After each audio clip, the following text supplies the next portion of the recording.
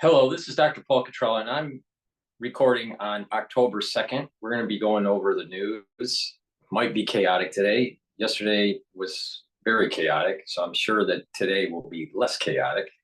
But I'd like to go over a little bit of the market, my perspective of what's going on, definitely what happened in the Middle East, and maybe a little bit of my perspective on the debate last night. So please make sure you subscribe to all my channels. I have 4 channels on YouTube. I have Brighteon, Bitchute, and Rumble. Make sure you subscribe to all those channels. I did get a strike on episode 72 on YouTube, so you can't find Gen Zero episode 72. It's about the Taiwan Strait incident. Make sure that you watch that either on Rumble, Bitchute, or Brighteon. This is the reason why you need to subscribe to all my channels, because you don't know what's going to be censored or when. So please make sure you subscribe. Follow me on X. You can also follow me on GETTR. I have 2 X feeds. One is Dr. Paul Cottrell. The other X feed is The Studio Reykjavik. So make sure you subscribe. All the links are in the description of this video. Just go to the description section of all my videos and just click the links, subscribe, follow. All right. I'd like to talk about, before I begin, some products that I have in my store. All right. The last few videos I've been focused on. All right. These are the anti-aging boxes. You can purchase individual items, or you can buy the anti-aging boxes, which are curated in such a way where, you can, start on your journey to building up a protocol for yourself to slow down the aging process and improve your immune system. One of those boxes is called the Anti-Aging Beginner's Box. And in the Beginner's Box, you get the structural nano silver liquid. Just take a teaspoon of it a day. If you're not feeling well, take a tablespoon or 2 a day. It'll neutralize pathogens, maintain that oral mucosal barrier. So that will help to boost up your immune system. D3 is a vitamin that you should take every day. It helps to get rid of cells that need to go into apoptosis. It also is a gene expression cofactor, very important for cellular processes, and it helps to absorb calcium. So I take 2 soft gels a day, 1 in the morning, 1 in the evening. So you get the D3, and you also get a very potent antioxidant, C60. You have the choice of extra virgin olive oil, MCT coconut oil, or avocado oil. C60 is lipid soluble, so it's dissolved in an oil. And C60 is a molecule. It's a 60 carbon molecule that will soak up free radicals. This is very potent. It's very important to take. All right. So the whole idea here is that my anti-aging protocol is neutralize pathogens, soak up those free radicals, and bring down inflammation. All right. So you take a teaspoon of this a day, and you'll notice that your energy levels are higher because your mitochondrial health will be better. Your ATP creation will go up. That's your energy source. And you're actually soaking up those free radicals and allowing for the cell to have less stress. So that means that your tissues are healthier, your organs are healthier, and over time that you slow down the aging process. So please go to my store, the-studio-reykjavik.com, and get the Anti-Aging Beginner's Box. You get structural nano silver liquids. You get C60, your choice of olive oil, coconut oil, or avocado oil, and D3. So please go to my store, the-studio-reykjavik.com. So what I want to do is I'm going to start with Al Jazeera. We're going to deal with the Middle East crisis, and then we'll bounce back and forth between markets and other topics. Of being somewhat complicit in terms of not being tough enough on Iran in the first place. And that is why we're in this place right now. In other words, they've issued threats, but never followed through. And as a result, emboldened Iran. Kimberly, I'm looking at U.S. public statements over the last few days, and I think they could be described as pretty ambiguous or confusing, because on the one hand, the U.S. says diplomacy and ceasefire, that's what we want. On the other hand, as of last night, the U.S. is saying Israel has a right to respond and defend itself. So how do they thread that needle? Well, I think it's pretty clear what you heard from the National Security Advisor, Jake Sullivan, when he came to the podium of the White House press briefing room. He was very clear when he said that there will be severe consequences for Israel. The language shifted significantly. There's no question that there is a feeling of anger in Washington right now that Iran took this action. Excuse me, sorry to jump in, but he said there will be severe consequences for Iran, I presume, right? You said Israel, but I think it was a slip of the tongue, right? Yes, it was definitely a slip of the tongue, and I appreciate that correction. Thank you. Yes, that is an important correction. So when he said there were severe consequences for Iran, that was a definite shift in language. And so as a result, what we've seen is anger. And so what we have now is the U.S. government consulting with the Israeli government. They're doing not only battlefield assessments, but they're also doing assessments on next steps of what should be done in terms of those consequences. Should they be military? Should they be financial? But there's no question that there is something punitive in mind. Kimberly Halkett reporting from just outside the White House in Washington, D.C. Thank you very much, Kimberly. Laurent Rappaport is an investigative journalist and the editor of the Hebrew language news site Local Call. You're in Tel Aviv. Joining us live this hour. We appreciate your time. How would you describe the mood in Israel less than 24 hours after Iran attacked Tel Aviv with some 200 missiles? I think the mood is quite different than it was, I would say, even 2 days ago. I think after the attacks in Lebanon, certainly after the attack killing Hassan Nasrallah, there was almost a sense of euphoria in Israel, that Israel is winning the war, that Israel is winning the axis resistance, or axis of evil, as Israel calls it, and that it's on its way to regain its deterrence, lost deterrence from October 7th last year. Now I think the mood is slightly different. I wouldn't say totally disappeared, this euphoria, this feeling that Israel is winning, but certainly there are cracks there. The fact that, yes, there were no casualties in Israeli cities and towns in the Iranian attack, but now the IDF confirms that military installation, Air Force installation were hit. I think, and the fact that we are now hearing from Lebanon that a soldier was killed, I think the mood is a little bit changing.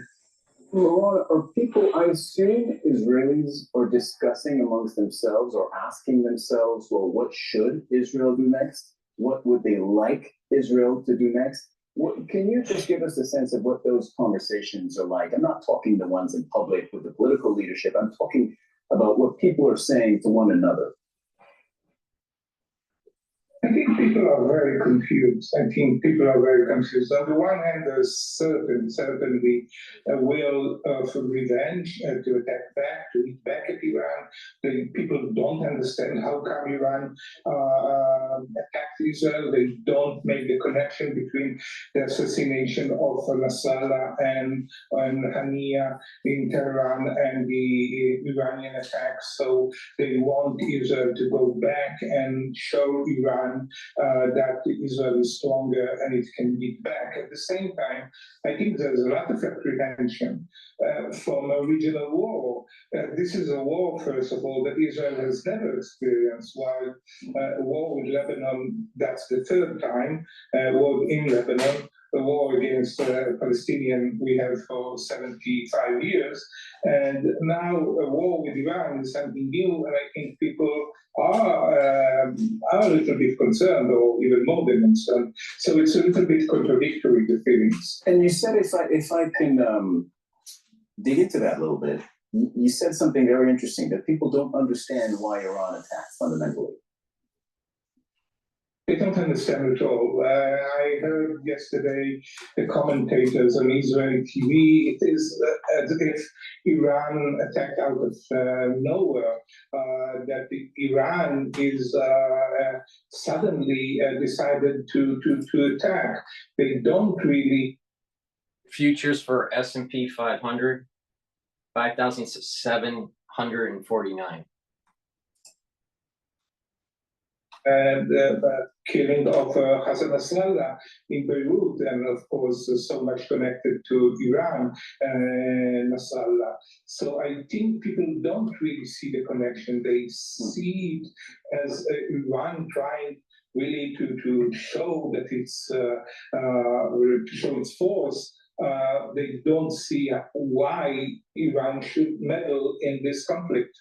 Interesting insight there. And how do people feel? I'm sorry, I keep asking you versions of the same question, but I do think it's important. How do people feel about boots on the ground in Lebanon now that we're getting, and I know this is still very new, but we're starting to get first reports of Israeli fatalities in Lebanon?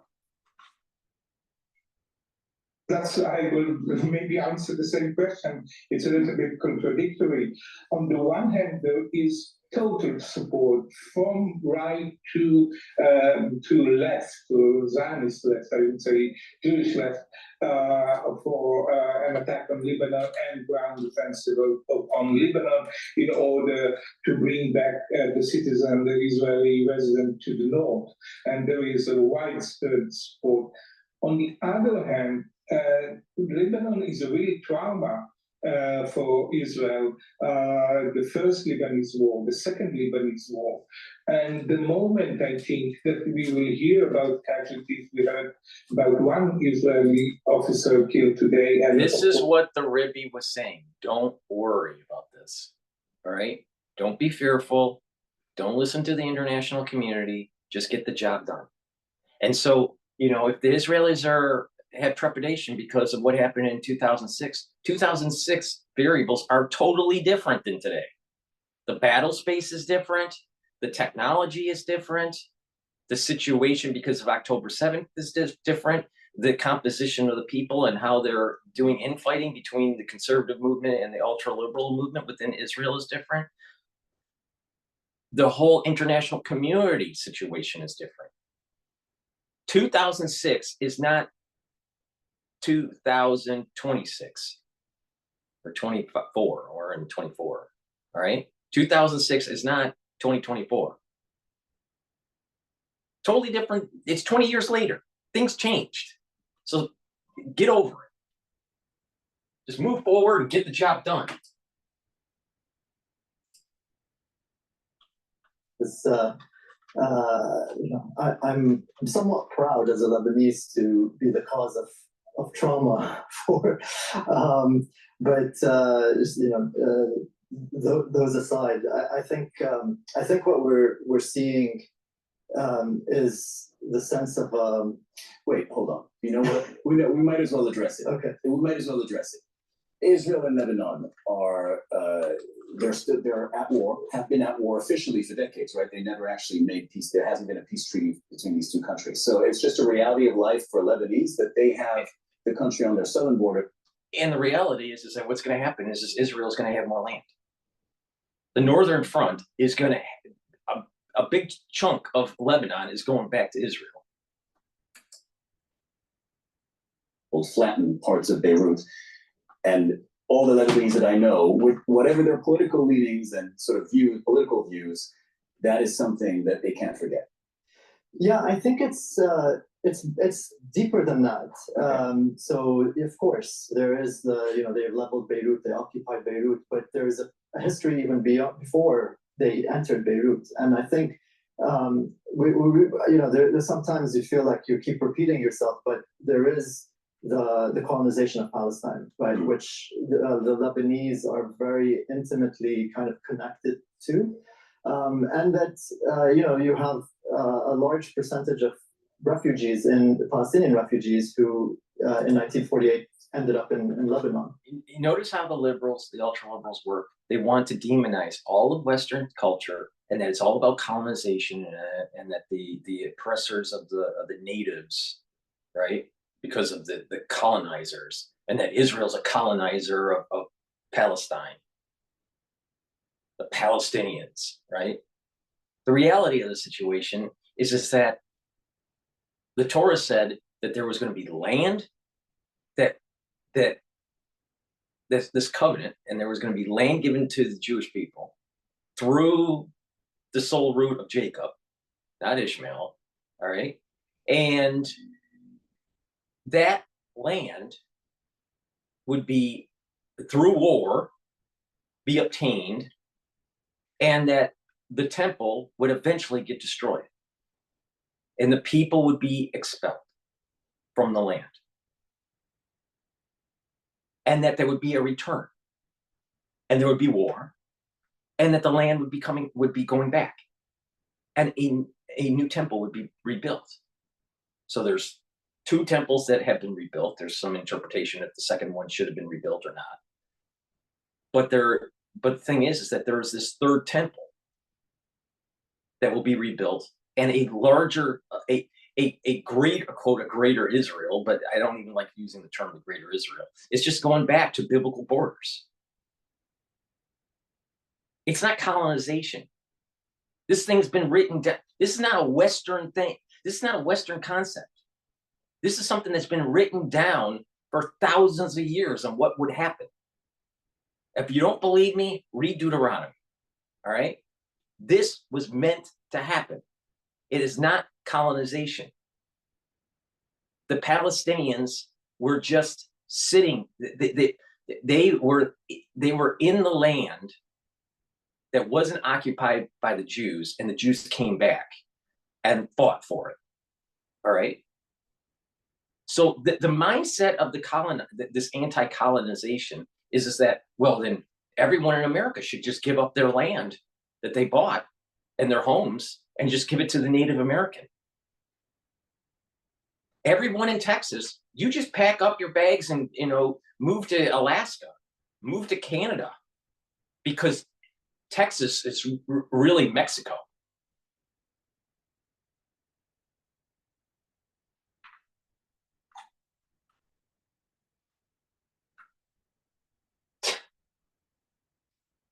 Who really owns the UK? Is it the Anglo-Saxons? It's the Vikings? Is it the Druids? See my point? It's through conflict, and ones that can secure the land are the ones that own the land. All right? If the Palestinians can't secure the land, then they don't own it. If we can't secure our land in the United States, we don't own it. So you need to secure the land. And that's through war and building up an economy and building up stability. So stop this stuff about this is just some sort of colonization, some post-World War I or post-World War II colonization of the Middle East. Now, was there colonization in the Middle East? From France and England, and right? Yeah, there was. But the thing is, the ownership, the birthright to the land was way before France or England ever existed, like by thousands of years. So if Israel's birthright is to have the land, and they fought for it, it's theirs. And this is the reason why this whole Westphalian world of trying to have, this international diplomacy to reach homeostasis in that region will never, ever, ever work, because it goes counter to what is written in the Bible. Now, that doesn't mean that you do that for everything in the world, but this place is a little unique for all 3 religions: Christianity, Judaism, and Islam.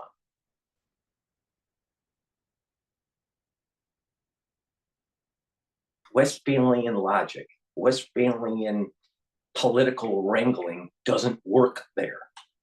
War, secure the land, create prosperity does. Sick and tired of these stupid ultra liberals and this anti-colonialism. Because if you're buying that bullshit, then every single person that has a home in the United States would have to give it back to the Indians.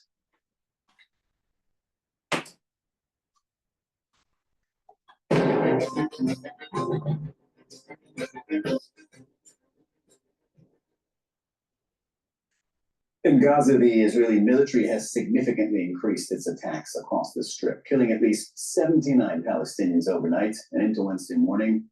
Airstrikes targeted Gaza City in the north and Al-Nusayrat refugee camp in central Gaza. In a ground operation in Khan Yunis in the south, Israeli forces killed at least 53 people, 19 of them from one family. Medical sources say the Israeli army prevented paramedics and civil defense teams from reaching the bomb sites. The funerals have been held for some of the Palestinians killed in central Gaza. An 11-month-old child was the youngest victim. Dozens of Palestinians were sheltering in a school for the displaced when Israeli tanks advanced in the area. Al Jazeera's Tariq Abu Azoum joins us now live from Deir al-Balah in central Gaza. Tariq, one look at the death toll, at least 79 Palestinians killed today across the Gaza Strip, shows us that Israel fighting on the ground in Lebanon, or Israel, mulling its response against Iran, is not stopping Israel from still carrying out attacks inside the Gaza Strip. Well, literally, Cyril, what I can say is that the Israeli military has gone mad completely after the Iranian retaliation. They have been ramping up the military attacks on the Gaza Strip. We are talking about a very high rate of death toll and casualties among civilians, in particular in the central, northern, and southern parts of the Strip. As you can see behind me now, these ambulances have rushed to a Brighteon refugee camp in order to bring more victims after a residential house that has been completely targeted. At least 3 Palestinians have been confirmed killed so far. But if we look at the city of Khan Yunis, we can see completely that the city there has come under completely a full-blown Israeli attack. There has been a very limited ground incursion that has been completely accompanied by a very intense artillery shelling for residential homes.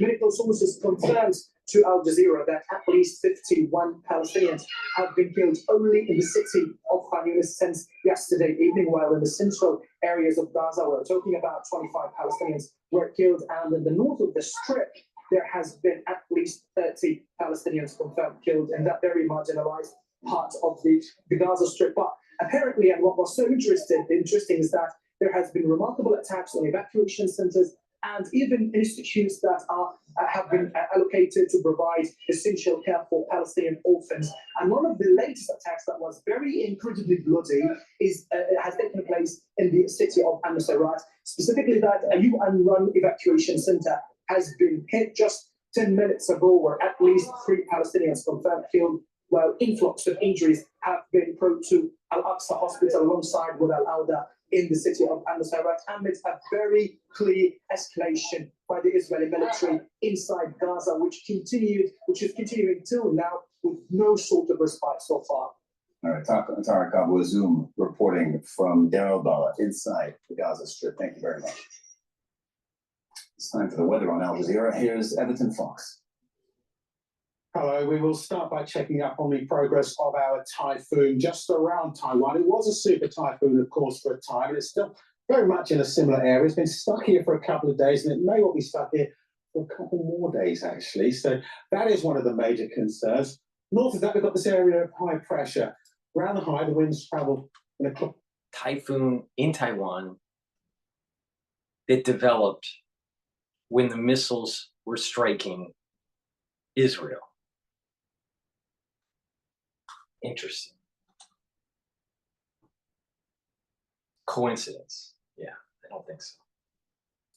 All right, what's going on with Macron here? What's going on? Emmanuel Macron, the French president, he's had an extraordinary political year, to say the least, now speaking on Europe and we are told the panel will address what we see in Israel. Let's return to Emmanuel Macron on Bloomberg Radio. This is why I do support the Commission on electrical vehicles with China. And this is why, more broadly, I think we have to protect the level playing field in all the different sectors of our industry. Otherwise, we will be today, let's be clear, we are the adjustment factor in a lot of industries for global players. From steel to car makers and so on, they may arbitrage with the European place. But they just prefer the places where they are much more helped and the level playing field is killed by the current landscape. So we have to correct it either by building the same instruments. December 2022, I did advocate for a European IRA. We didn't deliver. We were too slow, too fragmented, and there's not the right scale of subsidies. But second, we have to restore the level playing field in all the sectors impacted by subsidies, either Chinese or American. And this development would be incomplete without a strong coordinated European response, as well to the environmental, digital, and security changes we have to face. And this is why, in order to deal... If you listen to what he's saying European first. So if it's not okay to be America first, why is it okay for Europeans first? Do you understand the idea of what Trump is doing here? We need to have our manufacturing in the United States, to have skills, to have good paying jobs, and to have a war fronting, to be able to execute a war. We have outsourced our manufacturing since NAFTA, since the 90s. We've lost that manufacturing. I know a lot about manufacturing, trust me. Trust me, all right? The United States can't make stuff. America needs to start making stuff to have a war footing.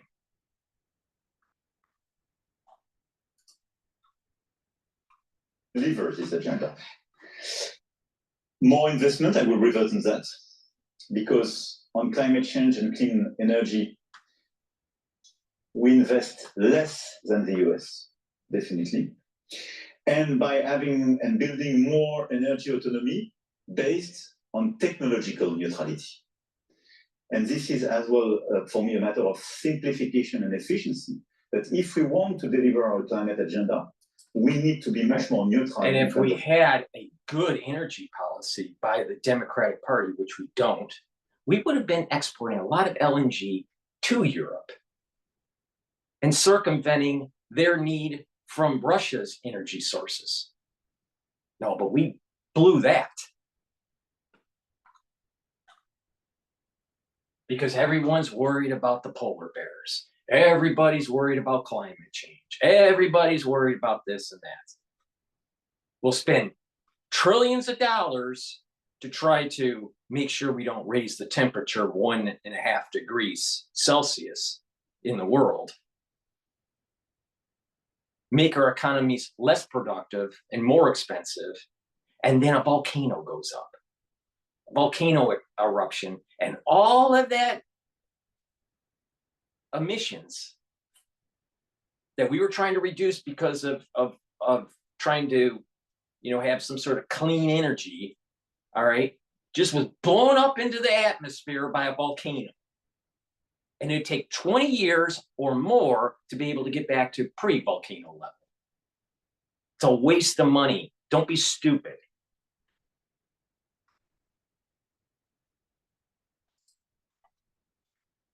French, and he tried to figure that out for us earlier. But we're going to stay with Mr. Macron as he speaks of the European agenda forward, the immediacy that he sees. Again, the president of the Republic of France.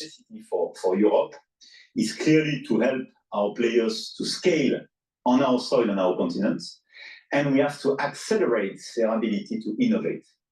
And the main driver of the difference between US and Europe, I mentioned earlier, is the level of innovation. And part of the explanation was the level of concentration of the market and the capacity of big players precisely to finance innovation. Look at the telco business in US and Europe. Telco is much more fragmented in Europe, much more under pressure of the consumer, so it's good for the consumer, but less in a capacity to deliver a big investment and innovation agenda. The result is that telco industry invested much more in terms of innovation and disruption in the US. And the result is in the productivity of your business and the capacity to innovate and create new players. This is why we have to set up common instruments to build the European industrial policy and strengthen the coordination of our national industrial policies. We have to accept to have European champions and not 27 European champions, and stop with a systematic geographical return and focus much more on our ability to deliver champions at the European scale. And we have to accept as well to be much. There is a conglomerate or a series of conglomerates, maybe oligarchs, I don't know, but there are conglomerates that are funding him for consolidation of industries. If you listen to what he said, he's talking about consolidation of industries, and he doesn't want free market competition. All right. And he uses fancy words like, you know, to be able to reach scale. Oh, and by the way, you know the problems that we have with our food industry? It's because of big ag, like Cargill. All right. They want to consolidate the farms. They don't want smaller players, and they jack up the price. And then they use their money and lobbying to be able to get subsidies from Congress. And oh, by the way, they also push certain agendas for trade to send soybeans to some other country on the other side of the planet.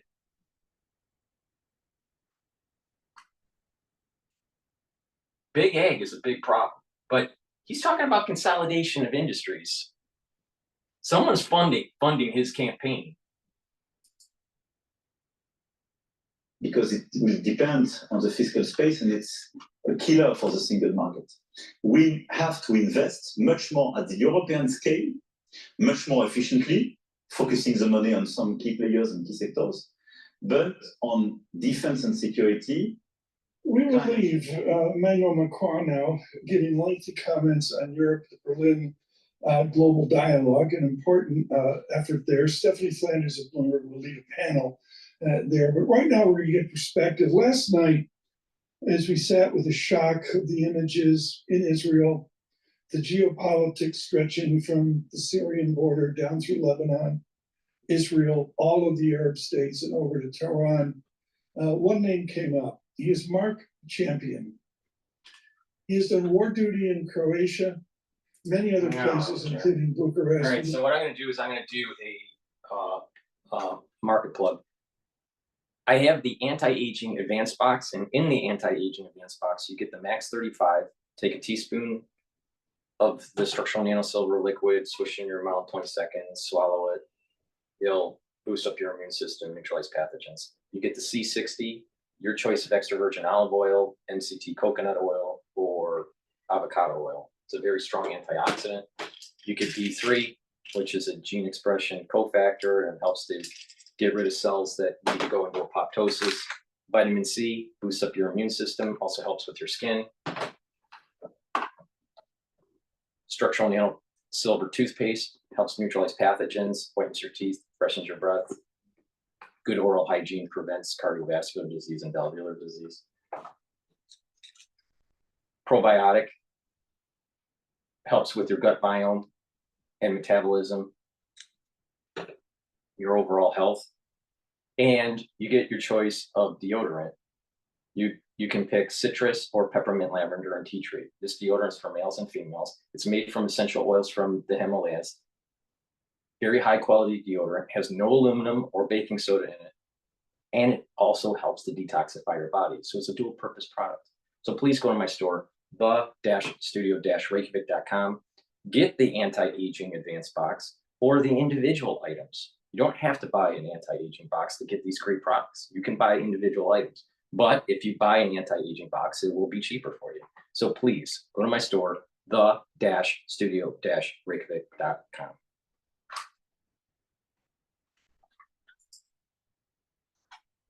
Are we so far beyond that it's ancient history? Or is there still an American part, a British part, a French part of this fractured Eastern Mediterranean? It's actually a really good, way to look at it. The Sykes-Picot was, as you know, it was a line that was drawn literally in the sand by a Brit and a Frenchman. And they were basically dividing the mandates that France and, as the Ottoman Empire fell apart at the end of World War I, they, divided between the two countries, the two empires really, Britain and France at that time. They kind of carved up that part of the Middle East, and that's why, the French ended up running Lebanon, and the Brits ended up running what's now Israel and the occupied territories. So all of that, it's a really important reminder that a lot of these boundaries, across Africa and the Middle East really were, designed by Europeans. And they tend to hold simply because the national leaders who run them now, are terrified of what would happen if everybody started to unpick them and to say, actually that these borders have no legitimacy because you just have endless war. But that is actually part of the backdrop where you have organizations like Hamas, to a lesser extent Hezbollah, but ISIS and so on, which are very much driven by the idea of restoring the caliphate and getting rid of these borders and restoring, the caliphate, of which the last was the Ottoman. So, Mark, you're out with a column today, a Bloomberg opinion column, saying the Iran missile strike was another strategic error. Why do you say that? Well, in essence,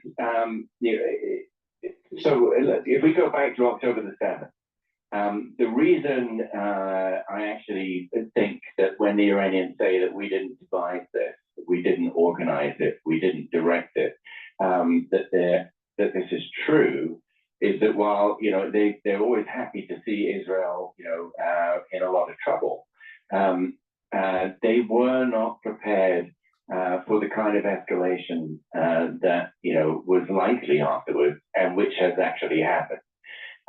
They are very afraid of getting into a war directly with Israel, knowing that close behind will be the U.S. They know that they are overmatched by Israel in terms of technology and military, and even more so by the U.S. So when they make these airstrikes, they're doing it because they feel they have to, because there's the deterrence. The escalation has kind of shredded their deterrence and their image of of strength around Israel. So they do it because they have to, but they are not very effective. They really do more to reveal how far behind they are, the Israelis, than they do to show how powerful they are. And that has been quite damaging, and it's why they were reluctant to do this second round and kept talking about it and not doing it until the killing of Nasrallah. With Mark Champion and continue with Mark Champion, Bloomberg Opinion, Queen Victoria Street, London, his expertise on the international affairs, the geopolitics and geoeconomics of the moment. Mark Champion, this came up at dinner last night. Let me have an expert reframe it right now. What is the relationship of the political leaders in Iran with their theological leaders, the theology that we've seen from 1979? Well, that's an interesting question. I mean, in essence, they are the same. So, the supreme leader, Ali Khamenei, is the ultimate arbiter of political decisions. Any major geostrategic decision will be made by him. Any major political decision, including who gets to run for election or not to become the next president, is made by him. So the decision to, fire ballistic missiles at Israel was made by him. Beyond that, you do have a kind of a fairly complicated political regime where there is a sort of a pro forma democracy which is there in order to create authority and legitimacy for the regime. So they get upset when people don't vote, for example. And you do have a presidency, you do have a government, which is, normally, not necessarily theocratic. The last, you had theocratic presidents like, Khatami and then Rouhani. But now you have someone who isn't. He's a doctor, a surgeon, and you had Ahmadinejad who wasn't. So it's a more kind of secular position, but it is always subservient to the idea of the revolution, and nobody gets to serve as president who actually challenges it. Hey, Mark, I guess in terms of the next steps here, a lot of folks are speculating to what degree Israel will respond to the rocket attack. And I guess most specifically, will they target in any way the nuclear capabilities of Iran, which will take it up another level? What's your view there? Yes, they need to. That's a really good question. And, I don't know. There is a lot of temptation and pressure to finally do it. Israel has wanted to deal with Iran's nuclear program for a very long time. It's been trying to persuade the US to get much tougher and to bomb it. And don't forget that Israel did bomb a nuclear facility in Iraq years ago. And so it is something that they are capable of doing, they would want to do. There's been hesitation because the Iranians had so long to prepare, and they've been burying their most sensitive uranium enrichment plants under mountains, not just underground. They used to be underground. They've been burying them now under mountains. So you need an awful lot of bunker busting bombs to get down there if you can. And it's one of the reasons why there's been a lot of hesitance to do it.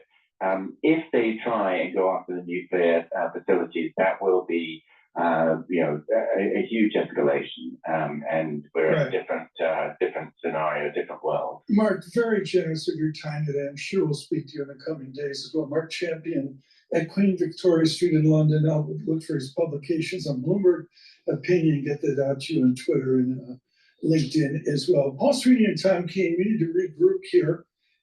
We have Mr. McCraw with our Stephanie Flanders and Lars Hendrik Roller at the Berlin Global Dialogue, waiting to see if they speak on the immediate news events out of the Eastern Mediterranean. We're monitoring that in our control room. Also, we're looking at the markets opening.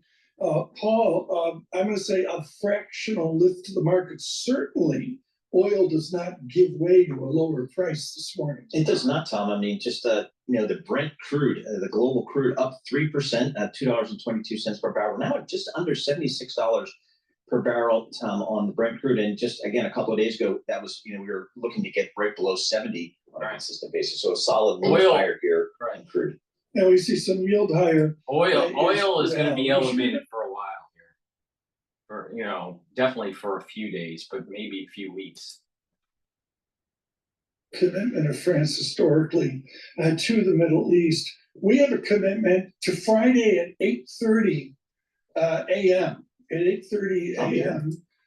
We will be here. It's job. S&P 500 is trading below 5,700. It's trading at 5,694 at the moment. So it's stabilized. It's not a real sell-off or anything. It's relatively stabilized, but we'll see what happens. I don't think Israel is going to do some sort of major strike against Iran during Rosh Hashanah. So that starts tonight. So I don't think they're going to do that. Would they maybe do a strike in between Rosh Hashanah and Yom Kippur, which is the 10 day, in between 10 days? Maybe. Is definitely a candidate for being irrelevant, essentially, because of the port strike and the Boeing strike and the people who are going to be out of work in Florida, North Carolina. It is possible we come up with a negative print. I was talking about it this morning with some of the people. Basically, you could have a report that is so bad that nobody pays attention to it. And this comes 4 days before the election, because the unemployment rate won't be affected by any of those things. It's only the job count. And if we have unemployment doesn't move a lot in October and we see a negative print for jobs created, people will probably I mean, the Fed will obviously, but people will probably say, well, this is just an anomaly and we can look through it. So I guess the one of the issues is the port strike. Obviously, any better analysis or any more updated analysis you're seeing coming out of Wall Street and global Wall Street about kind of the impact maybe on this economy? Well, basically everybody's coming up with about the same numbers, somewhere between $3 and $7 billion a day in impact. I would imagine that we're on the low side right now. As this goes on, we'll get to the higher side as backups continue and the length of time that products sit offshore or in warehouses continues. It's probably not going to be something that the American consumer notices in the short run, because companies brought in so much stuff ahead of time planning for this, that for the next few weeks, we'll have everything but, as Lisa Abramowitz was complaining this morning, bananas. Right. She said, bananas are important, and they are. And so, those are the kind of things, perishable food, that some of it might be in short supply, but gasoline and oil are not handled by these port workers. Where's the whisper number for Friday? Just vaguely. Oh, well, I can actually give you a number on that. I'll look up the function WHISGO, WHISGO on Bloomberg, and the number is 139. So way below survey is 150.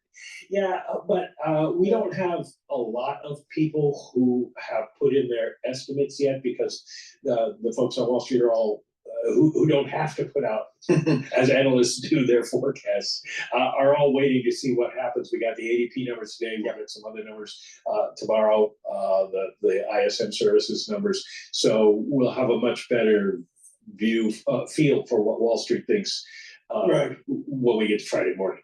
What's your biggest mystery now?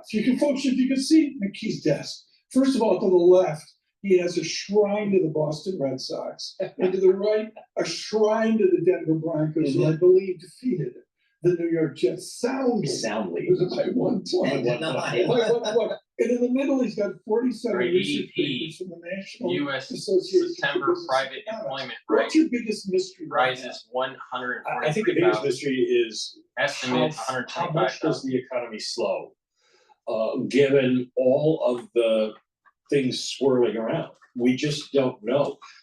Obviously, this morning, there's been a lot of discussion of what happens with oil prices because of the Middle East. We have no idea.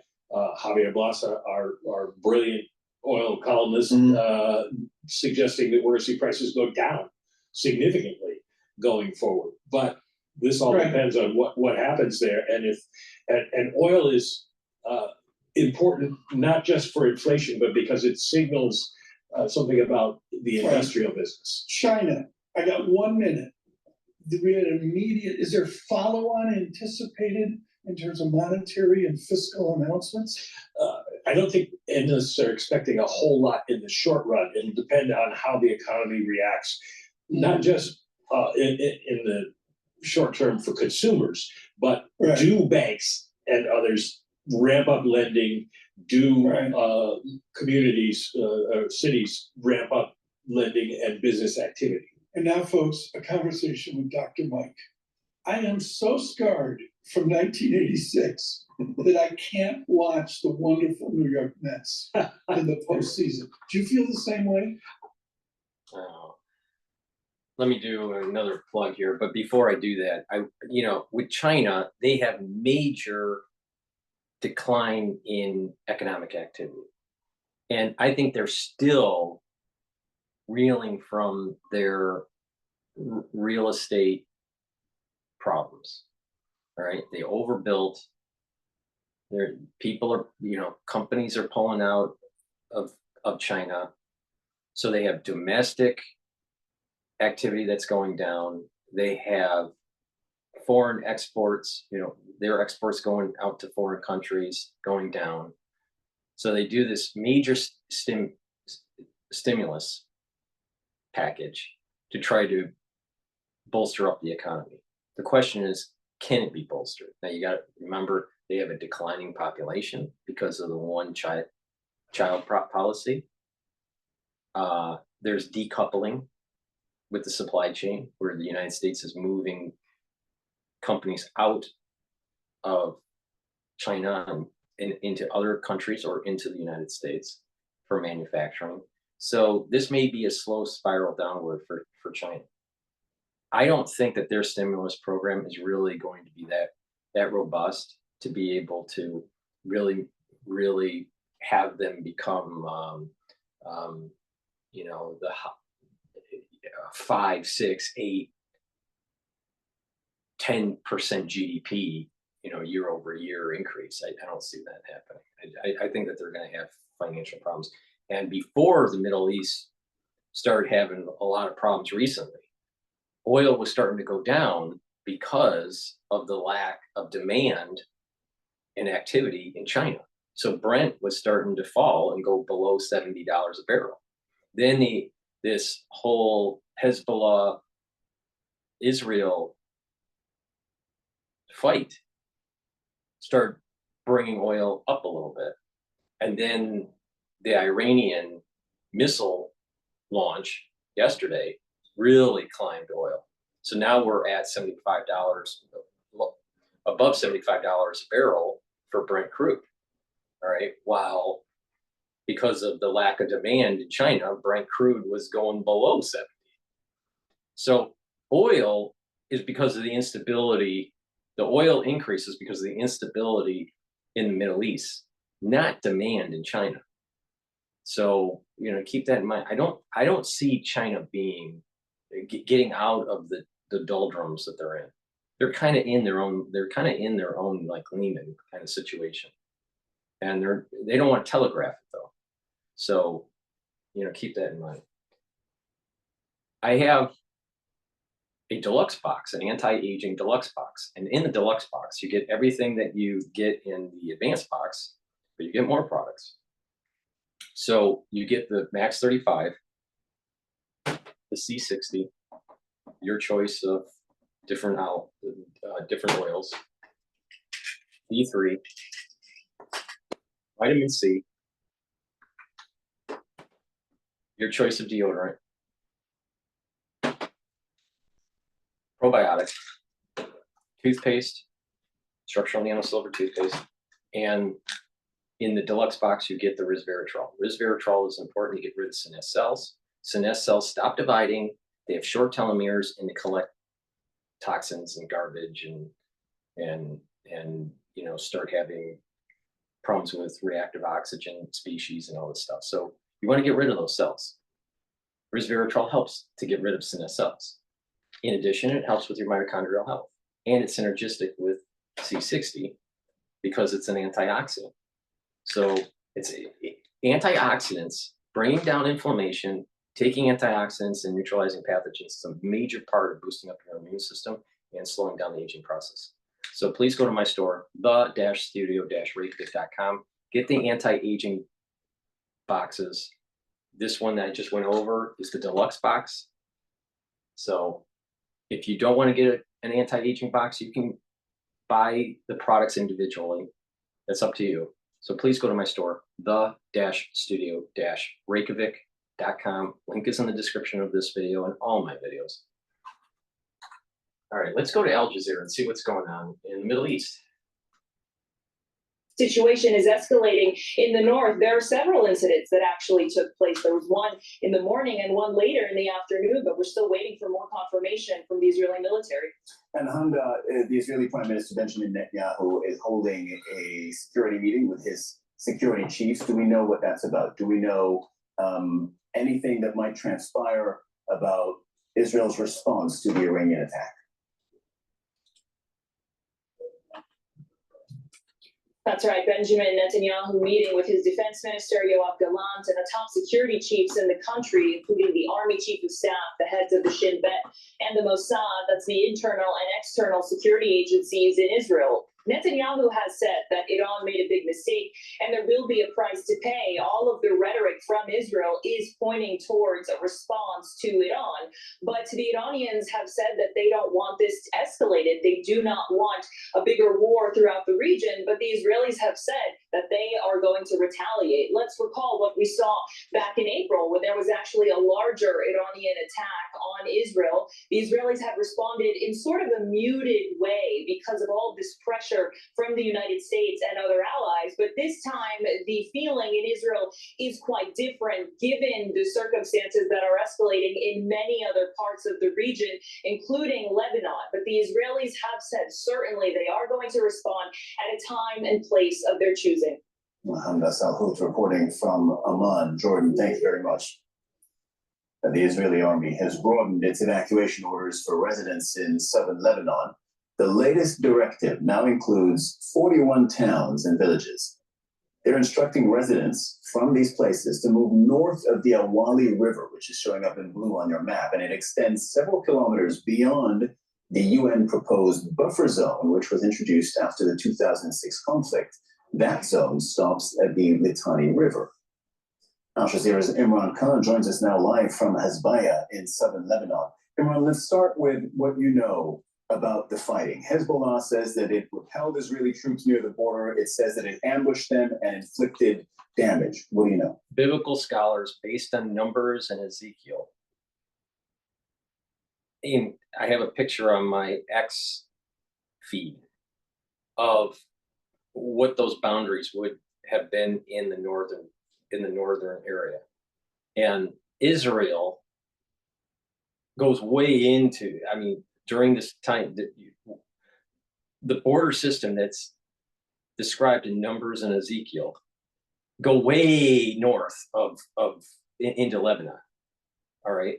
And like I said, these incursions is going to set in motion the resetting of the biblical borders for Israel. All right. It's not going to be like snap of the fingers. It's not going to be tomorrow, right? But what it's setting in motion, the actual resetting of the borders, because this is tied to bringing back the rebuilding of the temple. Now, what I don't understand is why they haven't sacrificed the red heifers yet. There may be some reason. Maybe they're going to do it soon. I don't know. I thought that they were going to would have done it already. So I'm surprised, assuming that they didn't do it. But yeah, my understanding is it has to be at Mount Olive, and it would be in the open, and you would see that it would be sacrificed and burnt. It takes more than 24 hours to burn the carcass. So you would have seen this on Mount Olive. So it doesn't look like they did it. So why? I don't know. Is there some Kabbalistic reason why? Are they afraid? I don't know. I don't know what's going on there. But you got the red heifers. You got this military situation in the Middle East that looks like that Israel is gaining ground. All right. And that is creating conflict with its neighbors. And if you take a look at that picture that's on my X post, about the Israel borders based on Ezekiel or Numbers, it's way into the north. So you can kind of see this is playing out. All right. To Marjung to Kalkabot Road, that's been struck 3 times in the last 48 hours. Every time the Lebanese army engineers repair it, Israel hits it again, making it very difficult for people to travel along that road.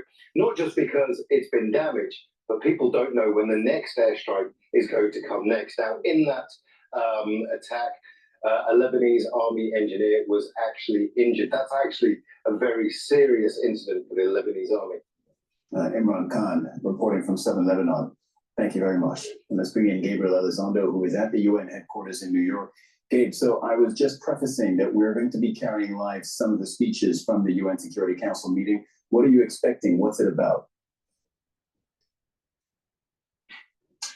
Yeah, this is an emergency meeting I'm that gonna was have an called by interesting thing several about this. Security Council members, primarily though France, but also Iran and Israel. Okay, Gabe, sorry about that. This is the United Nations Secretary General, Antonio Guterres.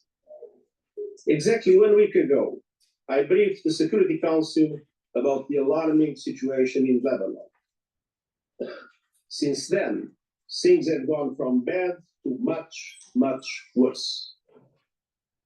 As I told the Council last week, the Blue Line has seen tensions for years. But since October, exchanges of fire have expanded in scope, depth, and intensity.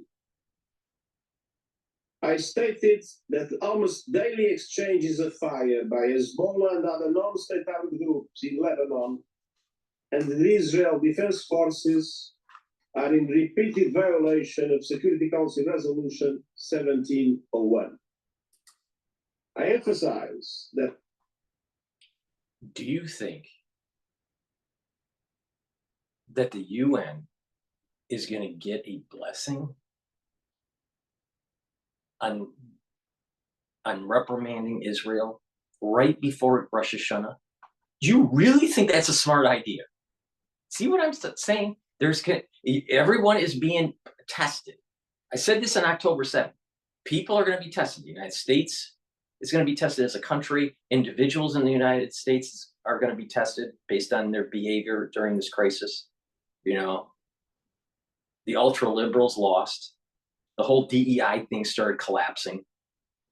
It collapsed like nothing because of what was going on campus with the anti-Semitism and the pro-Hamas, pro-Palestinian crap.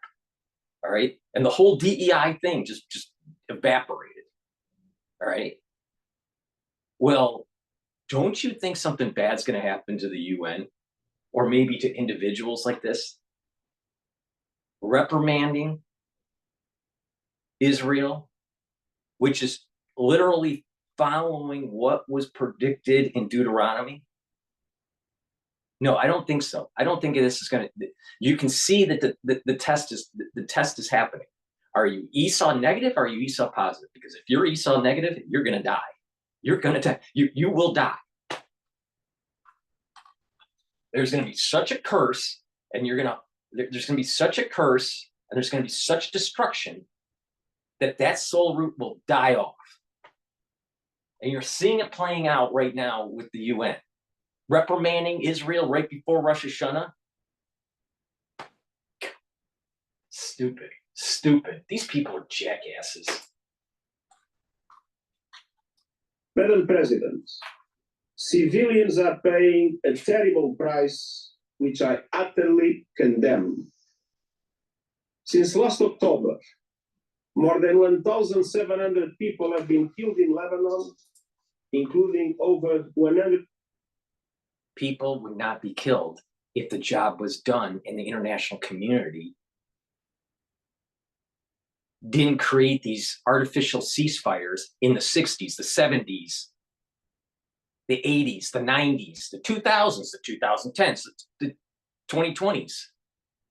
The international community has failed. And the Ribby, and I did a video yesterday about it, and the day before, the Ribby warned people not to go down this route, that it would get worse. And here we are. And now the international community is blaming Israel. The internet, this is the facts. The international community failed, and that there's more destruction and more collateral damage because of their bullshit ceasefires.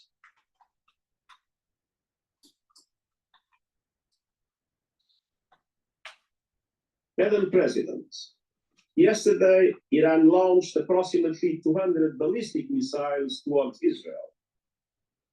It stated it was in response to the killings of Hassan Nasrallah and the Islamic Revolutionary Guard's Corps Commander Abbas Nilfolushan last week, as well as that of Hamas leader Ismail Haniyeh in Tehran in July. You know, I'd really like to know, is this UN Secretary General that's talking right now? I wonder how, while he's in New York, how many horrors he's seeing throughout the week. Because the prostitution industry really makes a lot of money during the General Assembly.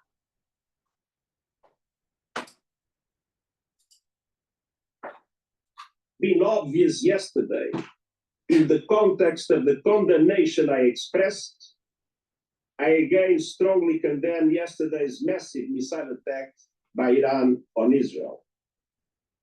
And these attacks, paradoxically, do nothing to support the cause of the Palestinian people or reduce their suffering. Almost 1 year has passed since the atrocious 7 October act of terror by Hamas and the taking of hostages. And since last October, Israel has conducted in Gaza the most deadly and destructive military campaign in my years as Secretary General. The suffering endured by the Palestinian people in Gaza is beyond imagination. At the same time, the situation in the occupied West Bank, including East Jerusalem, continues to deteriorate with Israeli military operations, construction of settlements, evictions, land grabs, and intensification of settler attacks, progressively undermining any possibility of a two-state solution. And simultaneously, why do we assume that the two-state solution is what God wants? I don't remember seeing anywhere in the Bible saying that it's a two-state solution. This is a modern construct that is actually antithetical to what is written in the Bible. Now, do you think it's all going to play out really well? I don't think so.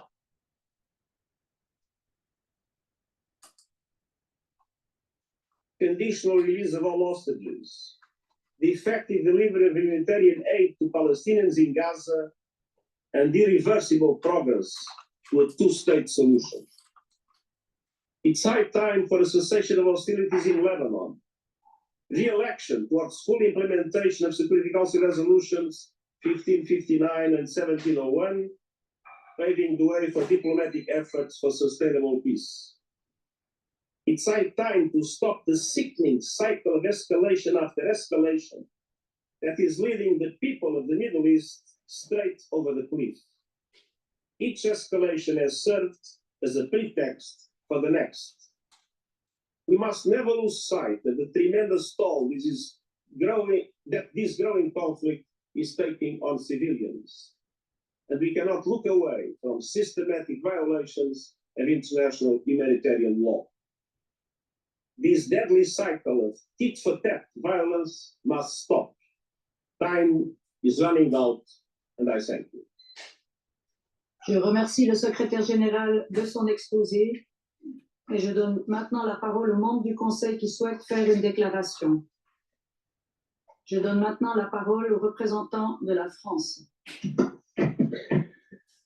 Madame la Présidente, je remercie, je veux redire, le plein soutien et toute la confiance de la France. Satan gets its energy from the negative side of Esau. And Satan doesn't want Esau to be split because it's easier to kill off Esau negative and the energy source for Satan. So what Satan wants is to keep Esau positive and negative together and stay entangled. So good and evil are entangled and Satan survives. What does that mean? A two-state solution is what Satan wants because what it does is it keeps the entanglement. So what happens is that you have quote international recognition of Palestine, right? Of this two-state solution. And what happens is now Satan is entangled in the Promised Land with the problems with the West Bank and Gaza and the Golan Heights. So it doesn't allow for the natural borders to go to biblical times. If you don't have the two-state solution, you're increasing the probability of having Esau split, go positive and negative. The positive Esau aligns with Jacob and Ishmael because of repentance, and the negative is killed off, and Satan's energy source is killed. It's cut off. Satan wants a two-state solution and is using the UN. Do you think it's just this camera in the center of that arc where all these people are sitting? It's just a coincidence? There's one eye moving around. Satan is working right now in that. I know this sounds crazy, all right? But the soul, it's not even a soul, the energy of Satan, the entity, I don't even know how to describe it, but it's an entity, all right? But it's not physical because it's at a different plane. But there's an entity that needs energy. And that energy force is from Esau. And it gets its energy force from Esau negative. But as long as Esau negative and positive are together, it's still sucking up the energy from Esau negative. Now, how this all happened is that Esau and Jacob were twins. So they had an energy force coming from their mother, right? Through the umbilical cord. So it's enwrapped, it's tied together. So Esau was getting energy from Jacob, and Jacob was getting energy from Esau. All right, and then they're born, and they were split. But Esau negative and positive soul roots still existed. And that's where Satan's coming from. The UN doesn't want the split. These people probably don't even know that they're being manipulated. All right. Satan is using the UN to keep the entanglement. One of the manifestations of the entanglement is the two-state solution. I am not wrong about this.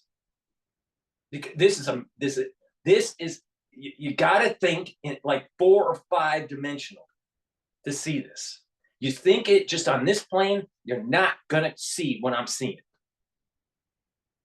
You know, it's like if you look at a 2D drawing, all right, and you just see circles, right?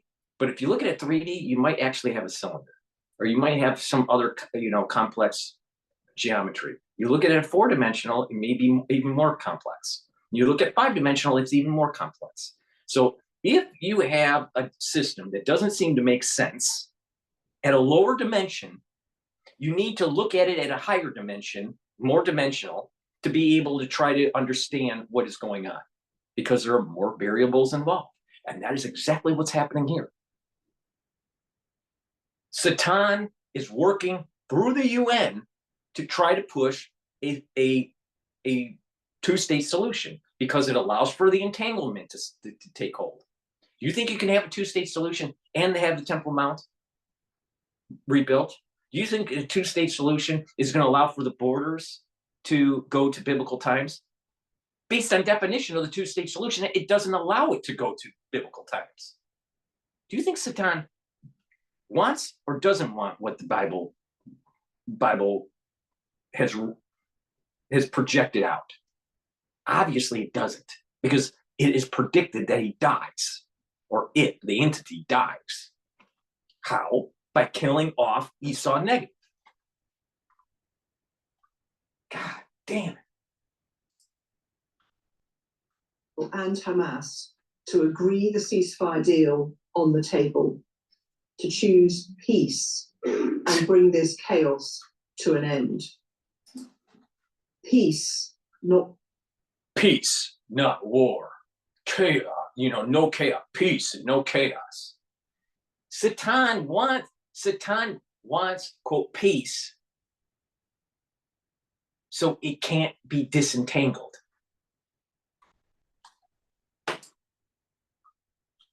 Urgently to gather support for a political solution to this crisis. Only a ceasefire in Lebanon and Gaza would create the space to agree a political plan consistent with UNSCR 1701 that allows for the sustainable return of displaced Israeli and Lebanese civilians to their homes. Innocent civilians in Israel and in Lebanon have been displaced from their homes for too long already. The only way they will return is through a sustainable peace across the blue line. The conflict in Lebanon is causing devastating consequences for civilians, especially for women and children, and draws us closer. There will be no peace to a wider until regional Satan conflict. is destroyed. President, we cannot let Lebanon become another Gaza. With mounting civilian casualties and hundreds of thousands of displaced people, all parties must do everything possible to protect civilians and fully respect international humanitarian law. A widening of the conflict is in no one's interest. The actions taken now will impact Israel cannot be fearful and needs to take land that is biblically prescribed. Don't be hubris, don't be fearful, and get the job done. And a big part of southern Lebanon is actually Israel. Why do you think? Middle East. Why do you think that there are so many Christians in that area? Because what's going to happen is that Israel is going to subsume Lebanon. And there is an alignment between Jews and Christians. Let's bring in Gabriel Elizondo, who's at the UN headquarters in New York. Gabe, before you tell us sort of the headlines of what we just heard and what stood out to you, can you explain what exactly is this process that we're watching at the UN? What is the purpose of it?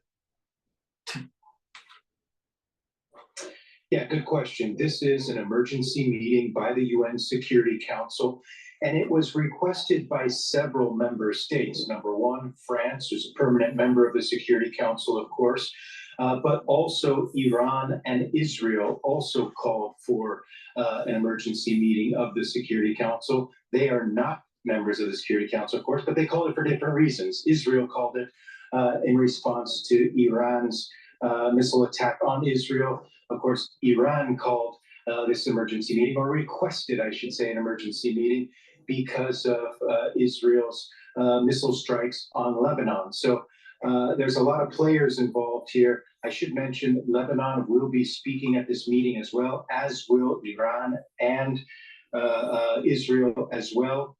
So that is really the purpose of this meeting. It was scheduled late last night. Iran has been saying to the general public that the great Satan is. I'm going to prove my point here. Okay, follow my logic.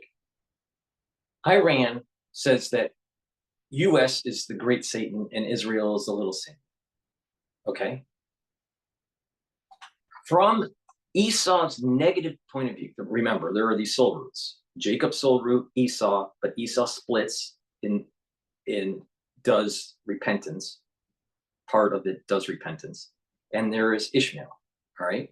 Ishmael is primarily Saudi Arabia. All right. I'm broad brushing this. Jacob is primarily Israel. But there are other countries that have Jacob's soul root with a little bit of Esau. Okay. Now, from Esau's negative point of view, what is negative, they think is positive, and what everything else is negative. So Esau negative, from Iran's point of view, from the theocracy point of view, they think they're positive. And so they think that their negative force, that they think that the opposite force of them is negative. Now, the United States and Western culture is tied to Esau, positive. All right, but it's an opposite force from Iran. So it views itself as the most powerful, not Jacob. So it views the positive Esau force of the United States, which from their perspective, from Iran's perspective, it's negative. All right. And they say they're the great Satan. and how Jacob, from their perspective, from Iran's perspective, from Esau Negev's perspective, because it's the sole root of Esau and it thinks it's more powerful, they're saying that Jacob is the little Satan, the little Satan. But it's that's from their perspective. From Jacob's perspective, the strength of the covenant allows for the soul root to be stronger. All right. So this is the reason why you're hearing, I mean, Iran saying little Satan and greater Satan, they're not crazy. They're not crazy. It's just they're telling you from their perspective, from the negative soul root of Esau.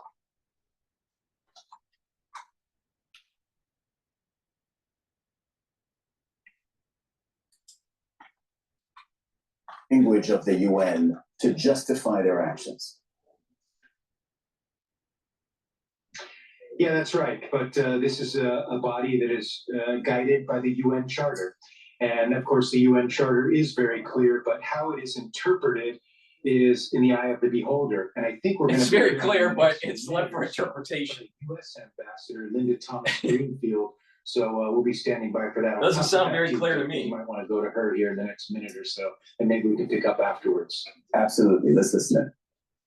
Conclusion of your presidency during the month of September. I wish to thank Secretary General GETTR for his briefing today. Colleagues, yesterday, Iran's Islamic Revolutionary Guard Corps, the IRGC, launched nearly 200 ballistic missiles at Israel. Tragically, there has been a confirmed death of a Palestinian civilian in the West Bank.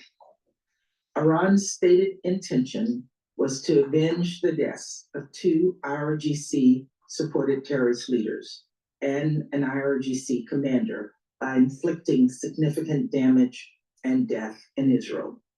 Thankfully, and through close coordination between the United States and Israel, Iran failed to achieve its objectives. This outcome does not diminish the fact that this attack, intended to cause significant death and destruction, marked a significant escalation by Iran. It does not negate the need for immediate council action. This is a moment for this council to speak out with one voice and condemn Iran for its unprovoked attack against another member state, and equally important, to impose serious consequences on the IRGC for its actions. Colleagues, in a broad sense, Iran was complicit in the October 7th attacks on Israel through its funding, training capabilities, and support for the military wing of Hamas. And after Hamas's horrific attack carried out nearly a year ago today, the United States sent a clear message to Iran. Don't exploit the situation in ways that would risk propelling the region into a broader war.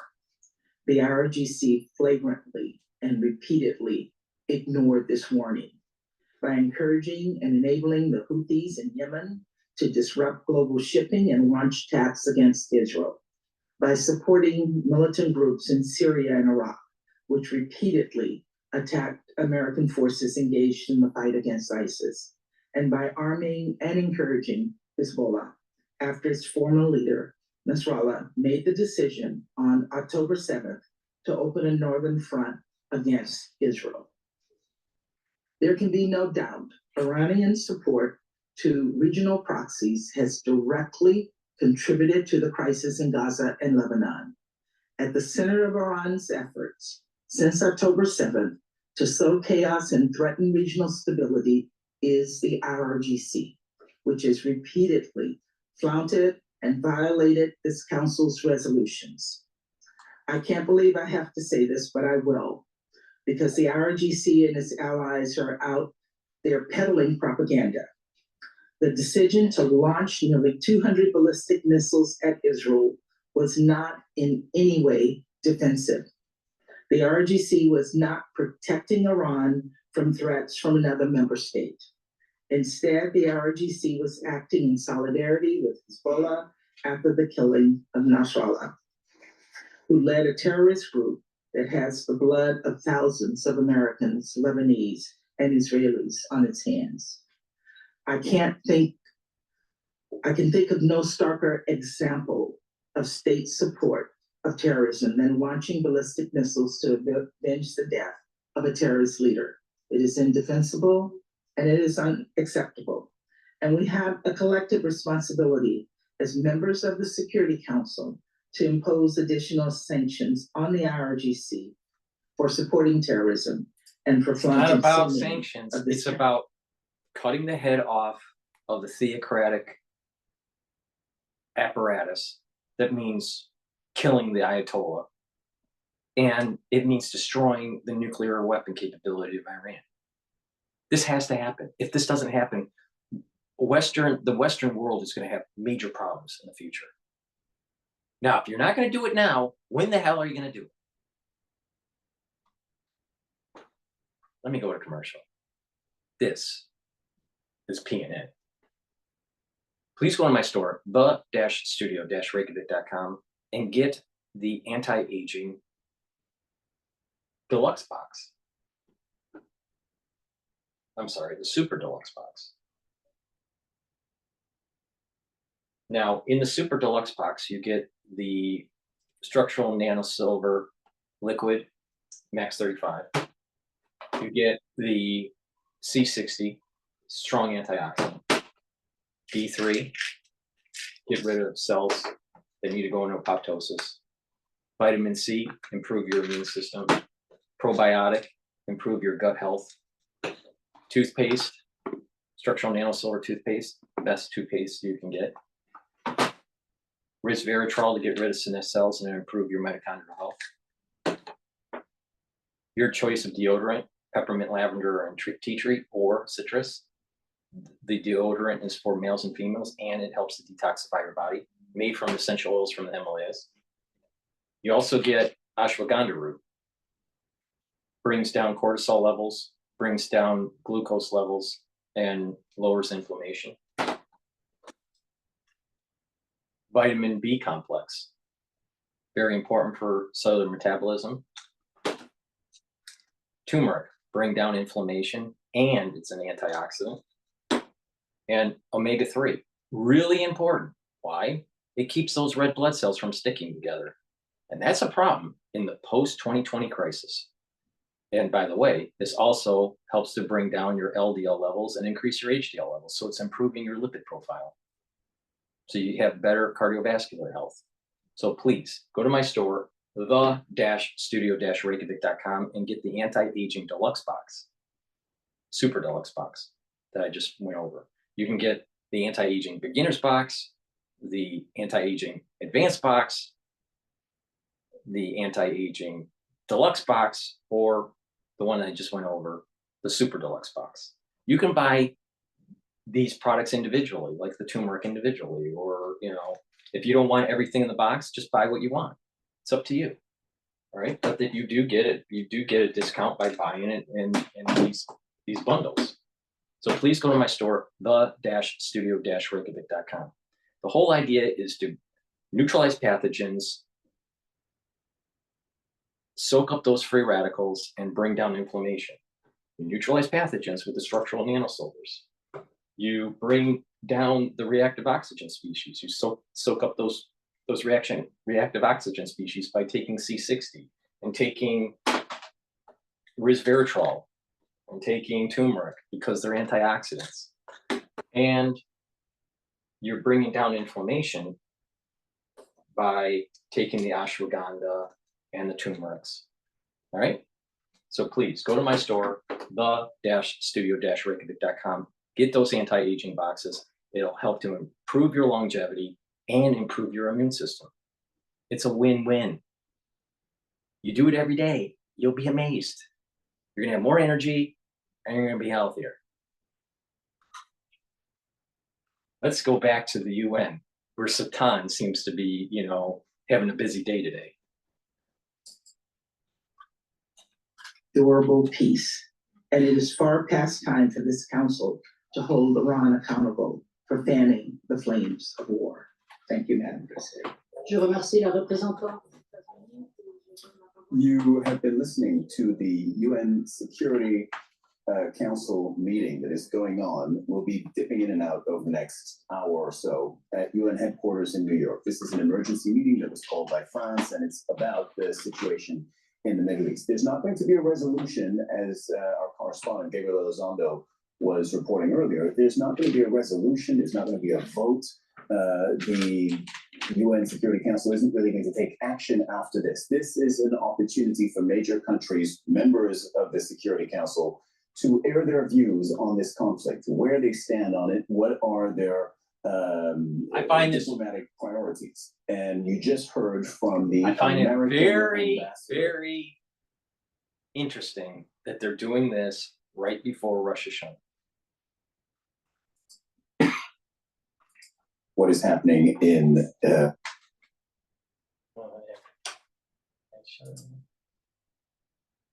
to this from just outside the White House, Kimberly. So I suppose this is the latest we have on the American position. Some of it is unchanged, right? It is enduring support for Israel's right to defend themselves. That's kind of your typical U.S. language, and then it is blaming Iran for what's happening.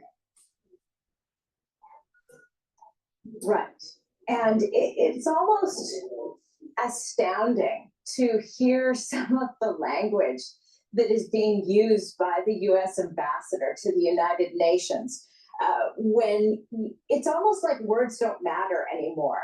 When you hear things like that Israel was acting defensively, and that that Iran is the state sponsor of terror. That when the last I looked, Hezbollah was shooting a lot of rockets at Israel. Of course, Israel was defending itself. And what's wrong with knocking off, killing the command and control before you do ground operations? That seems like really good strategic planning to me. Iran and the finger pointing and the blame, and so it's this is what I'm talking about. Negative Esau, right there, which is not right unusual there for the United States, because Israel, of course, is the United States ally. But the fact that none of this is acknowledged is so astounding, and for a United Nations that is increasingly intolerant of this U.S. position, it's surprising that there isn't a shift in tone from. She knows that her bread is buttered over at Al Jazeera, so she has to toe the line, and she's having problems getting it out of her fucking mouth. Shit. Still continuing to have this very strong position that it is going to staunchly defend its ally Israel, and it is working with the Israelis to caution and avert a Middle East regional conflict. But again, it is so tone deaf in terms of its language. Kimberly, I was going to come to what the U.S. is doing on the ground in the region. So Israel has vowed to respond to Iran's attack. Iran launched some 200 missiles. Hello, guys. The U.S. has vowed to respond. I beg your pardon. Israel has vowed to respond. Iran needs to be destroyed. The theocracy apparatus needs to be destroyed so the people of Iran can have a future. The world can't have Iran with nuclear weapons. Really bad idea for them to have nuclear weapons.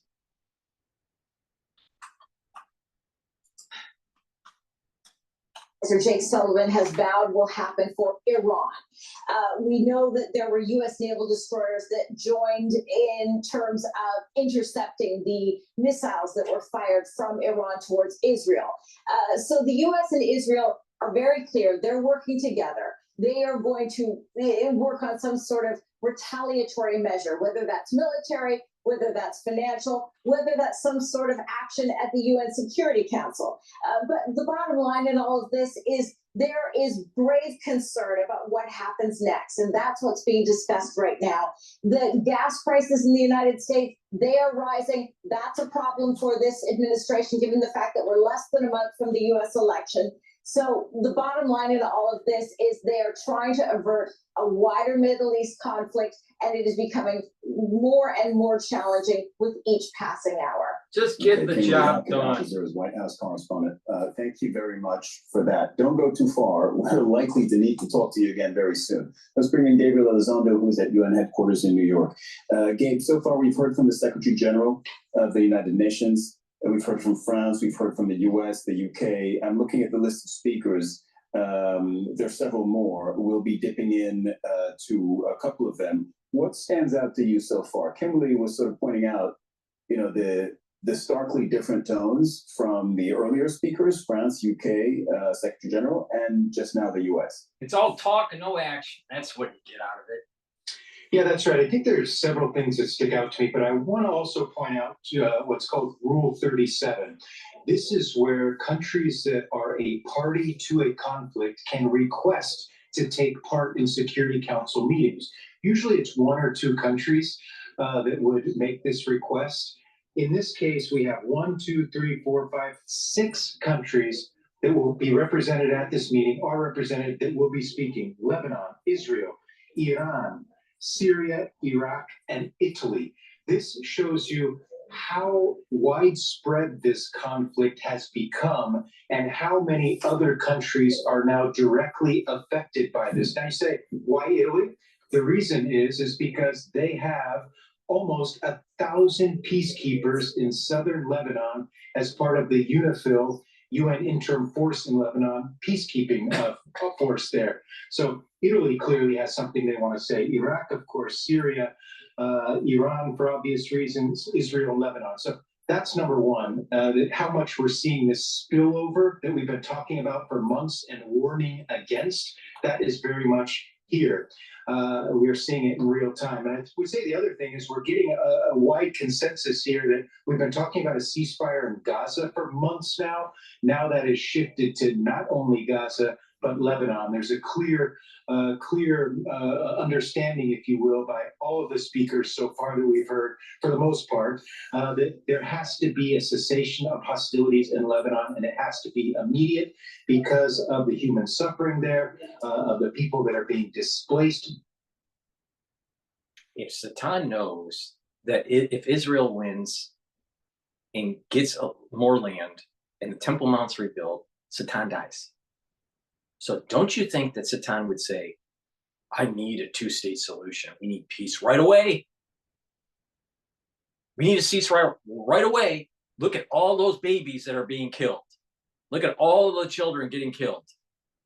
That's usually an ultra-liberal perspective. And the ultra-liberals keep on pushing abortion.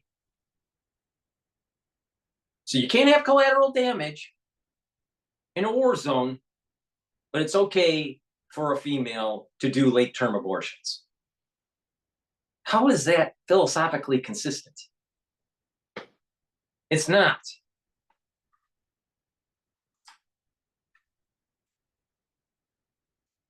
All right, I'm going to go Admiration. I don't really hear what Algeria has to say. Let's go to Bloomberg here. They'll introduce themselves to the American public, and the American public liked what they saw. Henrietta, can you give us a sense? I'm trying to get a handle on this particular number. How many independent voters are each candidate trying to get at, each campaign trying to, and do we have a sense of how many they are?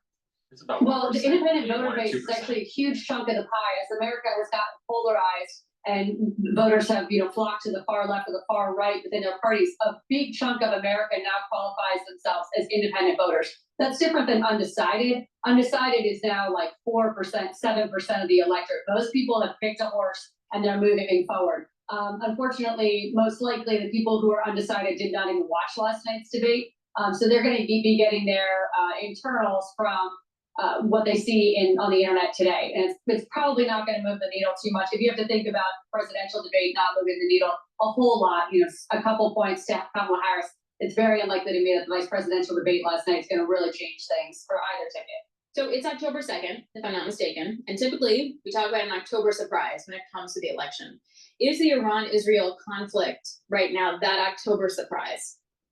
I want to say yes. Obviously, the escalation that we're looking at right now and potential for the Middle East disruption is explosive to the point where we haven't seen it in decades. And, rapidly escalating and just waiting for Israel's response now. But the question last night was the first one out of the gate about how to respond to Iran. And I think what was interesting is that the electorate as a whole in America doesn't consider this a near-term issue or even something that ranks in the top 5 areas that they care about. It's, the economy followed by some combination of abortion and immigration, and then everything else sort of way underneath that. Foreign policy is just not a forte of American voters. Henrietta, Kamala Harris has been out fundraising former President Trump. And in past election cycles, that would be really big news. Is that big news this time around? I think it is, and I want to tie in a couple different components here. We have Hurricane Helene that went straight through Trump country in the Panhandle of Florida, Georgia, and North Carolina, with the exception of Asheville and like a couple of blue pockets. But the turnout campaign, not just on the day of the election, but right now, as early voting has started, is something that all this fundraising is able to actually do.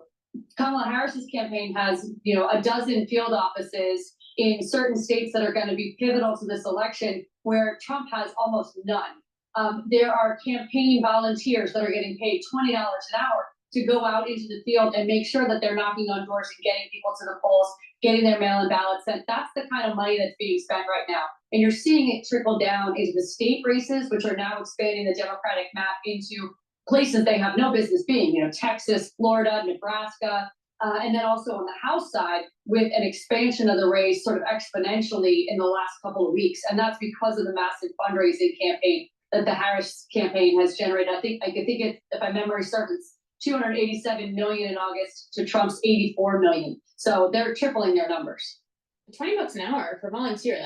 That's pretty solid. But that's Then something. that doesn't make them a volunteer. It is true that feels odd, but maybe it's for-profit volunteering.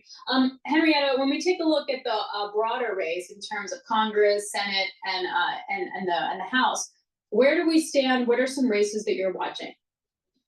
Well, my favorite part of this election is that we have the benefit of every single swing state also having a Senate race happening. I want to lay out 2 that I think are really important today, and maybe the VP debate can move the needle. In Arizona and Nevada, you see Kamala Harris's strength coming from the fact that she's pulling 13 to 15% of the Republican voter base. So in Arizona, 15% of voters that identify as Republicans are saying, you know what, not today, not for Trump, not for You gotta be a fucking retard to vote for They're going Harris. for DeLeo and they're going for Kamala Harris. And that's why she is even playing ball in a state like Arizona that used So to you be got deep red. basically 15%. You got 15% of the Republican Party in Arizona that are a bunch of fucking retards.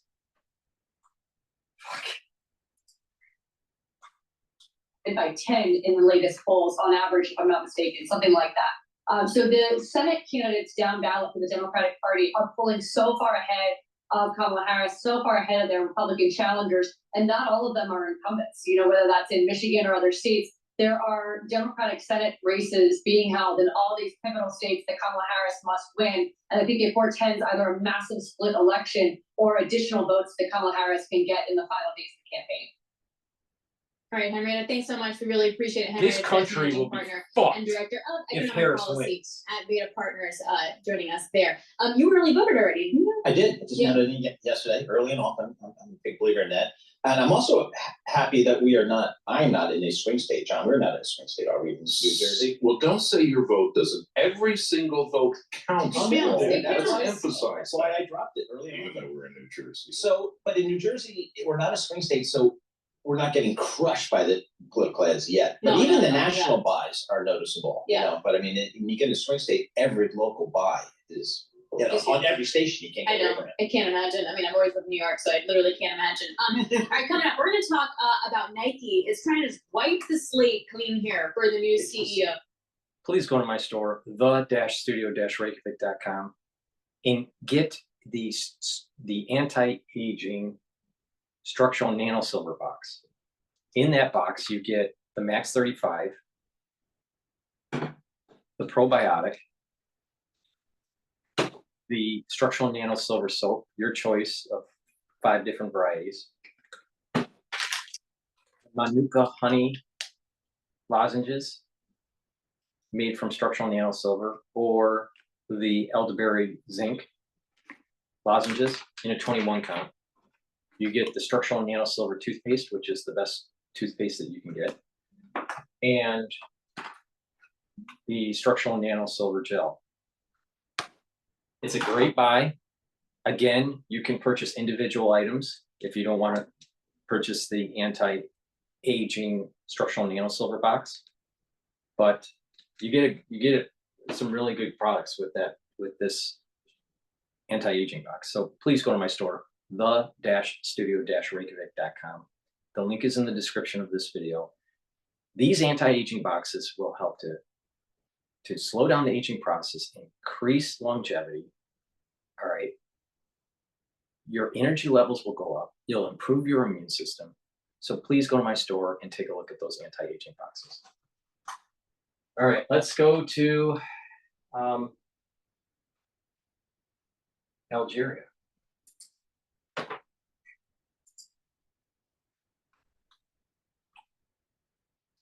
Everyone, save for the Israeli occupier, seeks this end, this cycle of violence, and is working toward that end.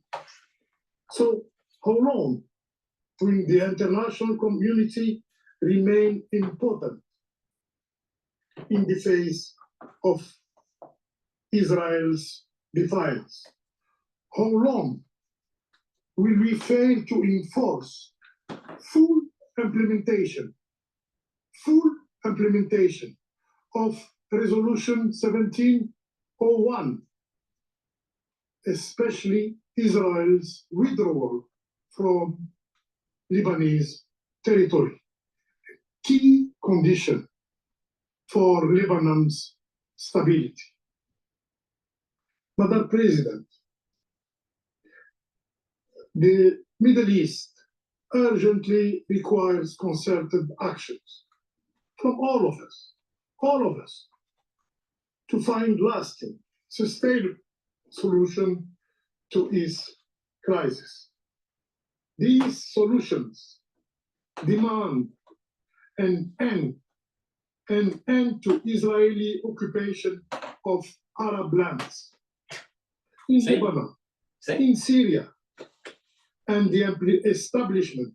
This is exactly what I'm talking about. Esau thinks that they have the birthright to the land of Israel. And the birthright went to Jacob and passed on, and the Jewish people had to go through a lot of hardship in Egypt. And then the Exodus happened, and they wandered in the desert for 40 years, and eventually they went into the land. Esau didn't go do that. Esau wasn't foraged through the crucible of Egypt. It was Jacob. The Mount Sinai and the giving of the Torah wasn't to Esau. It was to Jacob. It's not their land. And this was predicted thousands of years ago, that the Jews were going to be expelled from the land and that they would come back. Well, guess what? They're back.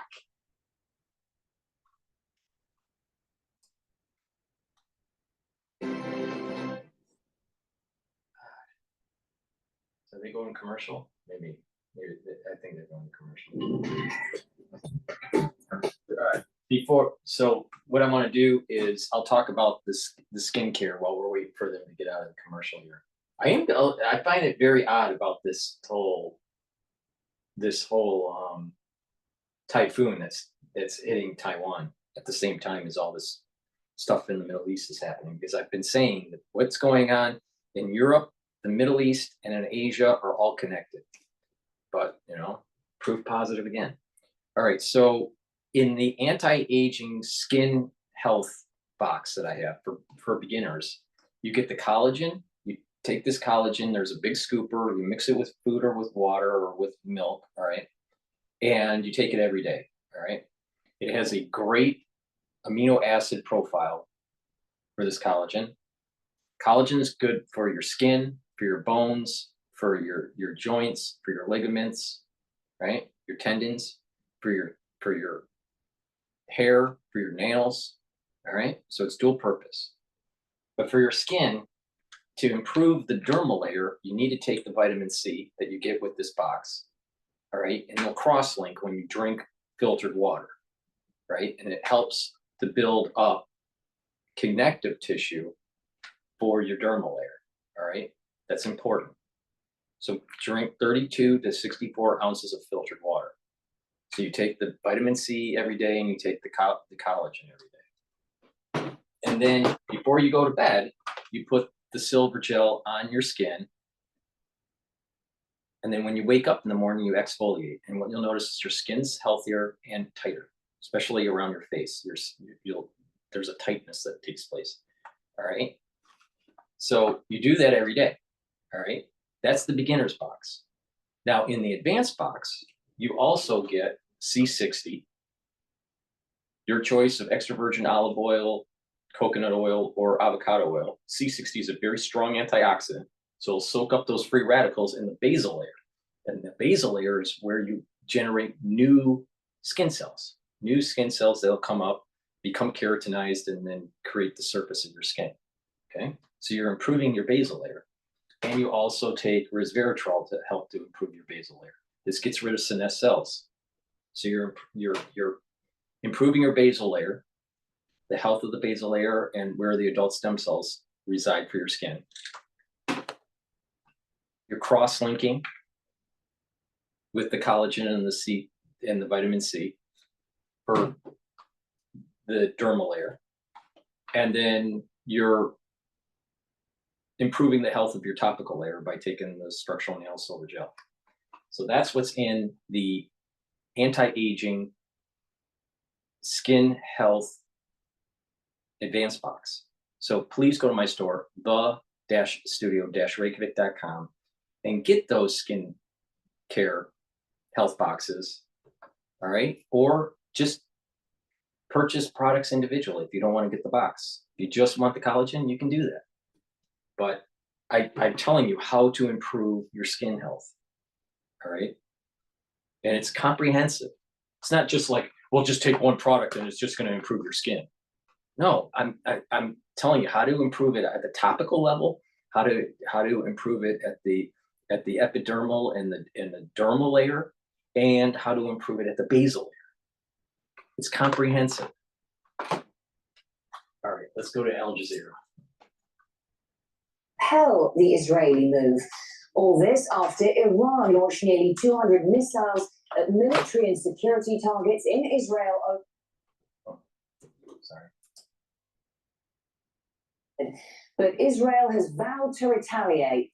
Al Jazeera's Zaina Hodder begins our coverage now from the Lebanese capital, Beirut, with the latest on the fighting on the Israel-Lebanon border.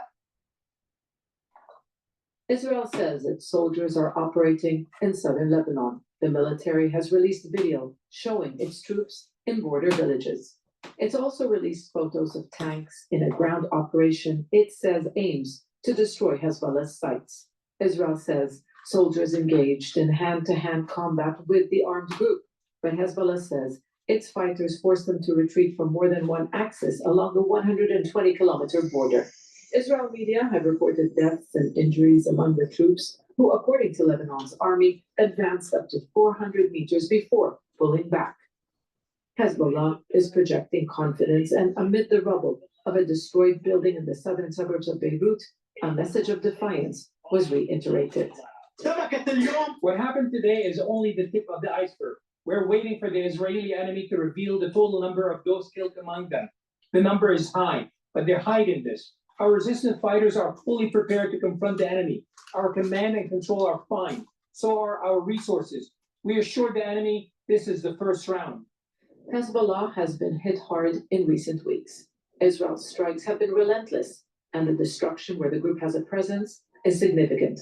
It has also lost much of its military leadership in assassinations, including Secretary General Hassan Nasrallah.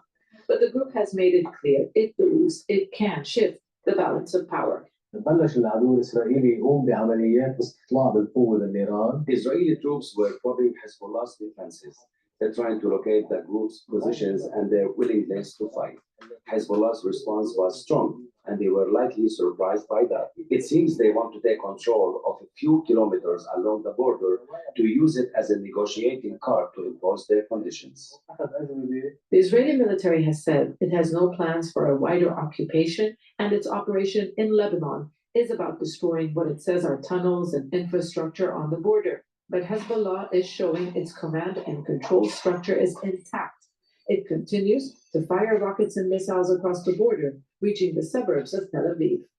Israel dominates the skies over Lebanon and operates with near impunity, capitalizing on its superior air power. But Hezbollah is still able to use its strategic weapons, and it has proven in previous confrontations that it has the advantage on the ground. This could only mean more violence, as mediation efforts are at a standstill. Zana Khuder, Al Jazeera, Beirut. We have a team of correspondents covering all the latest developments. Gabriel Elizondo is at the United Nations in New York. Our White House correspondent Kimberly Halkett is standing by for us in Washington. We'll also be live with Hamda Salhout in the Jordanian capital, Amman. First, though, let's go to Imran Khan in Hasabiyah in southern Lebanon. Now, what is Hezbollah saying about how they managed to repel Israel's sort of infiltration of the territory near the border?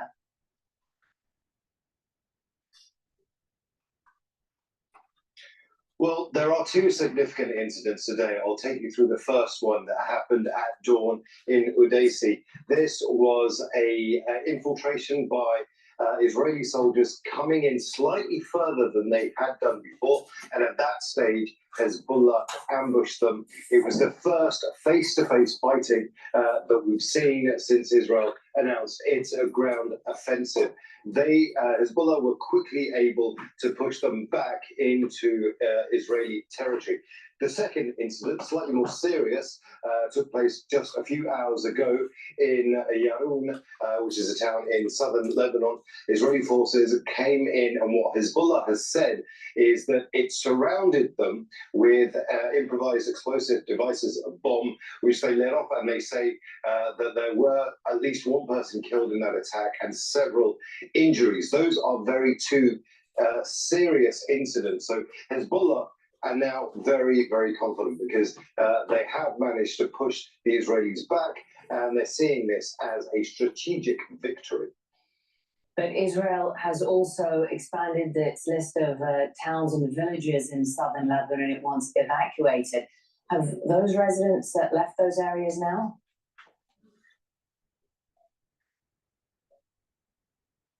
'51 to be exact, and yes, they have. A lot of people have left those areas, and they're doing so in fear and in panic. Just a few hours ago, we heard an airstrike come in on the main Marjayun to Kokaba Road, which is just slightly in the distance there. That's one of the only way out of southern Lebanon under those evacuation orders. And then Israel has bombed it not just once, not just twice, but 3 times in 48 hours. Every single time, the Lebanese army engineers patch it up. But in the last attack, a Lebanese army engineer was actually injured. And that's, for the Lebanese army, a very serious incident. But would you want to travel along that road if you thought there might be an airstrike at any moment? It's really putting fear and panic into people. Thank you very much.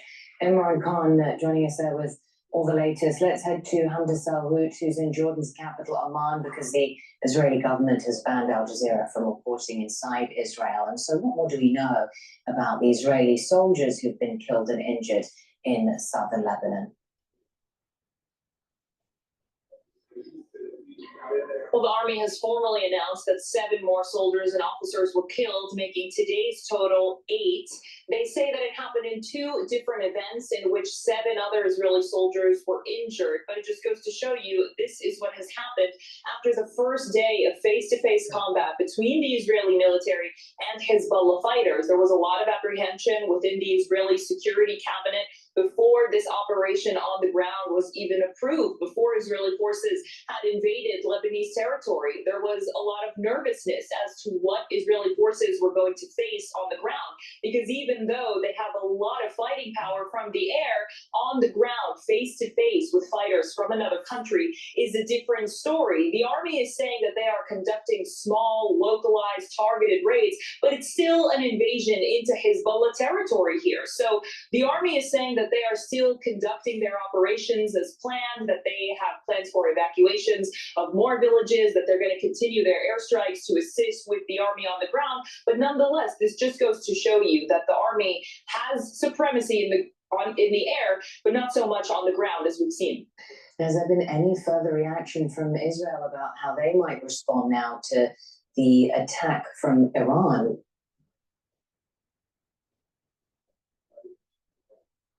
Israeli Prime Minister Benjamin Netanyahu is actually meeting with the top security officials within the country. He's with the Defense Minister Yoav Gallant, the Army Chief of Staff Herzi Halevi, and the heads of the Shin Bet and the Mossad. Those are the internal and external security agencies. Netanyahu said not even 24 hours ago that Iran will pay a price, that they made a huge mistake, and Israeli officials are now assessing what that response is going to be. Remember back in April when Iran had launched even a larger attack, almost double the size of what we saw last night, Israel had quite a muted response, and that was because of pressure from the United States and other allies from Europe and within the region itself. But Israel this time says that things are different and that they are surely going to be striking Iran with all of their power in an unforgiving way. But the Iranians, remember, have said that they don't want this conflict to escalate, but that this was a response to the crimes carried out by Israel in Lebanon, on Iranian soil, in Gaza, against the Palestinian people. But Israel says, nonetheless, that at a time and place of their choosing, there will be a response. Thank you so much. From Amman in Jordan, Hamda Salhout reporting to us. Well, in terms of the international reaction to everything that's been happening, there's been an emergency meeting of the United Nations Security Council. The United Nations Secretary General, Antonio Guterres, has been speaking. He says that the situation must be de-escalated for the sake of the population. Civilians are paying a terrible price, which I utterly condemn. The UN has mobilized all its capacities to provide urgent humanitarian. What I want to do is I'm going to flip over to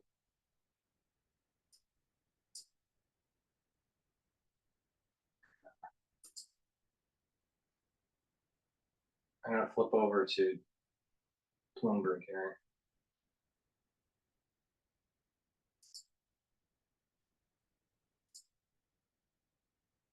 Bias. You referenced a lot of the fiscal spend that's out there. There's a lot of stuff that's been targeted, and there's thumbtacks in it, but it's based on some of the numbers we're seeing, less than 20% of what's been allocated is actually out there.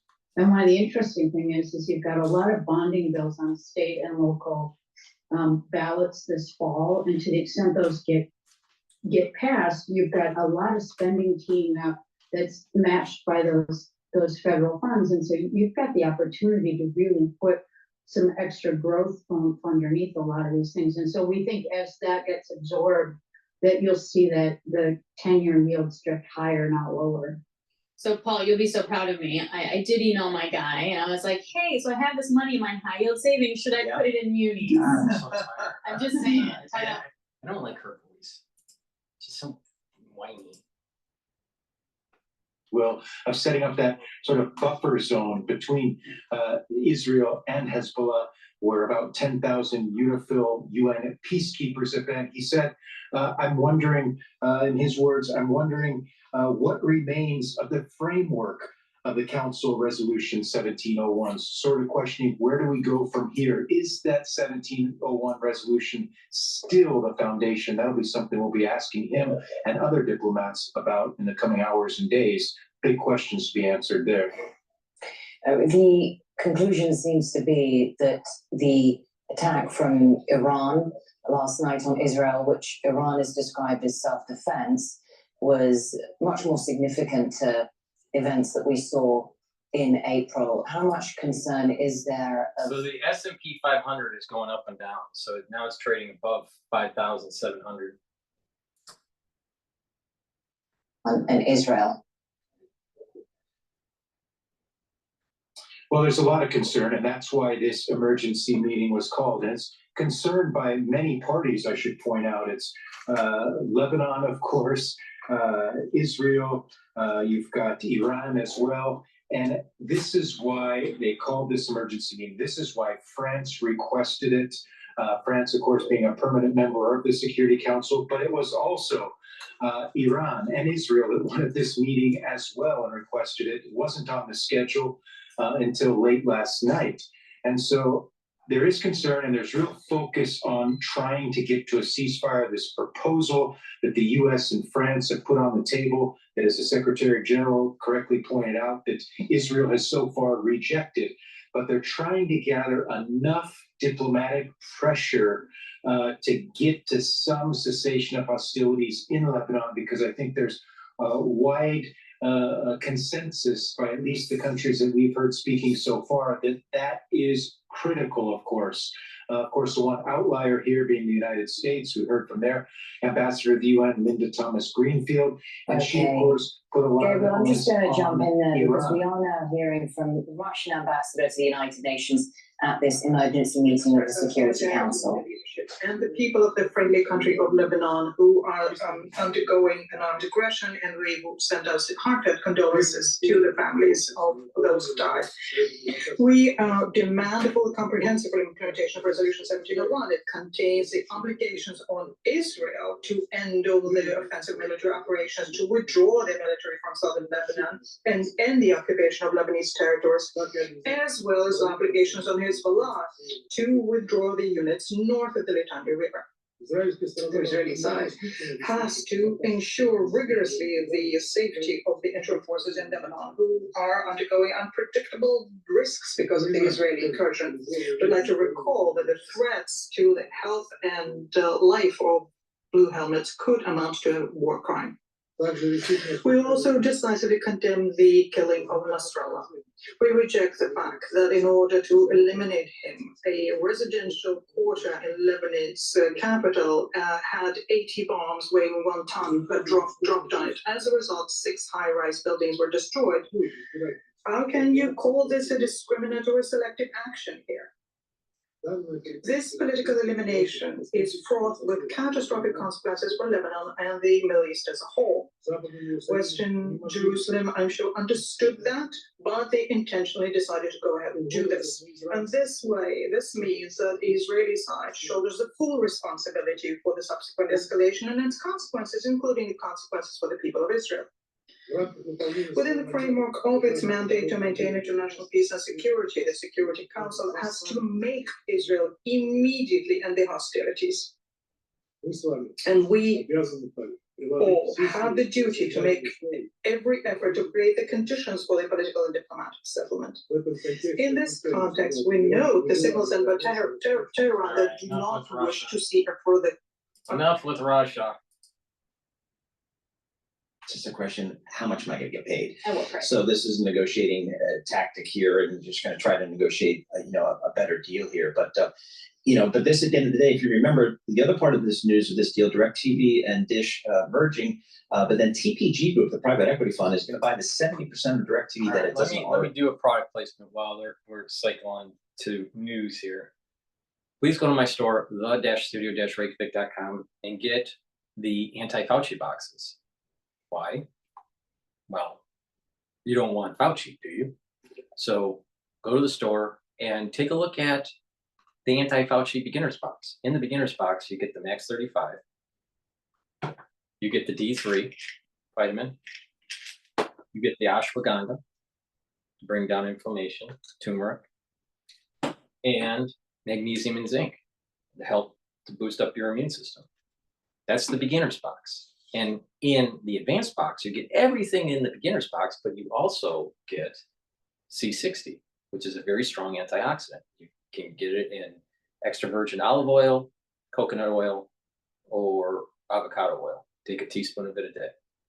It's a very strong antioxidant, soaks up those free radicals and boosts up the health of your mitochondria. In the deluxe box, the anti-Fauci deluxe box, you also get everything that's in the advanced box, but you get 3 other supplements. The first one is lignans.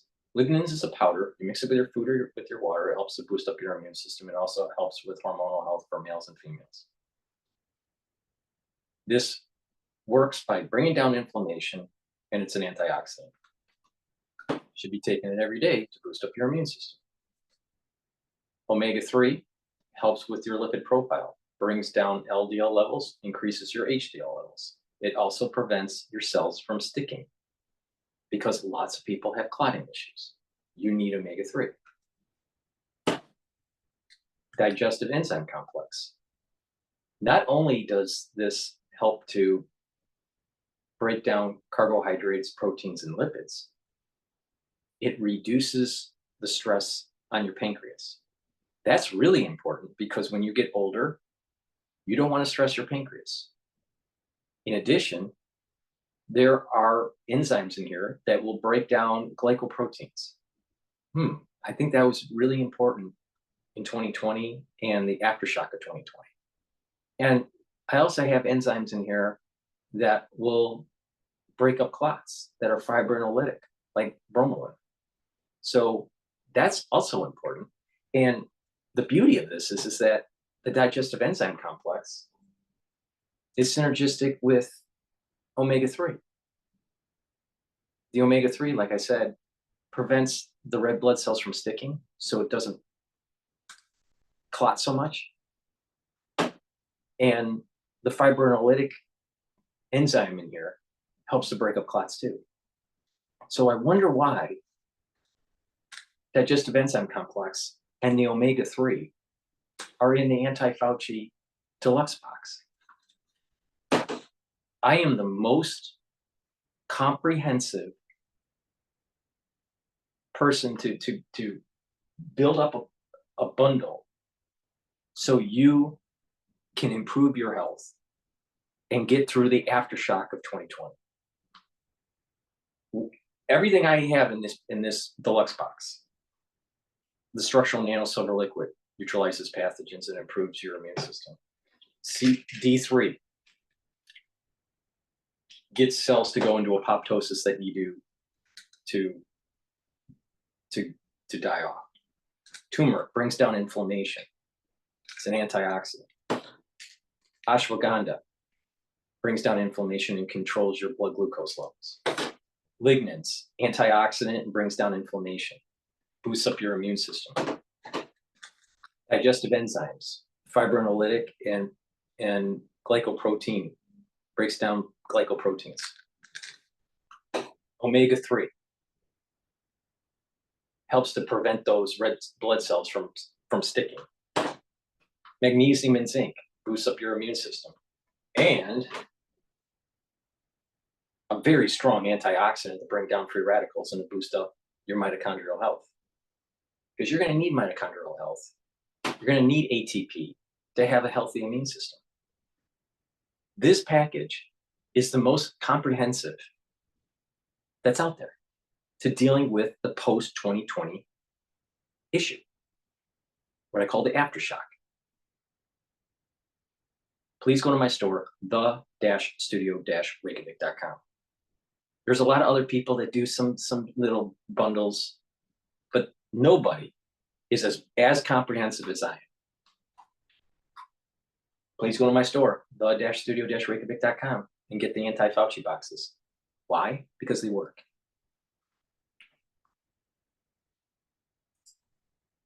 Let's go to Sierra Leone. Diplomatic efforts in the Middle East. He said that Israel had been emboldened by unequivocal and unwavering military and financial support, which had sort of maintained an impunity, which has enabled the war on Gaza and also the continued airstrikes that we see right across the region, encompassing other countries, Lebanon, Syria, Yemen. As a result of this, he said the flame of conflict is growing wider. If something doesn't change now, he said it will reach an unimaginable level of escalation that will be harmful to everyone, and that includes Israel. He advised the United Follow the Ribby.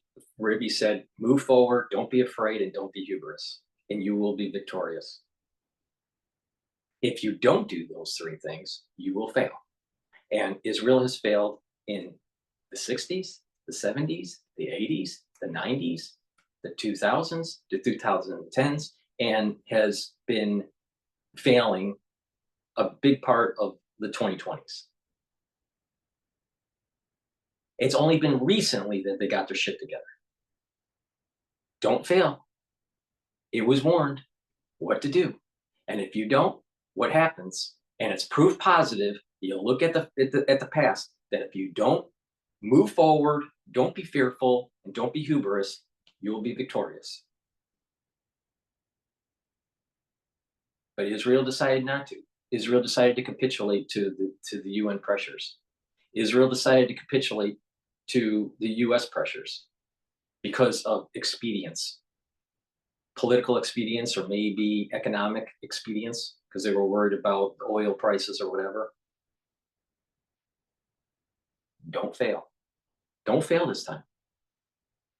Because if you don't fail, then you are increasing the probability of the death of Satan.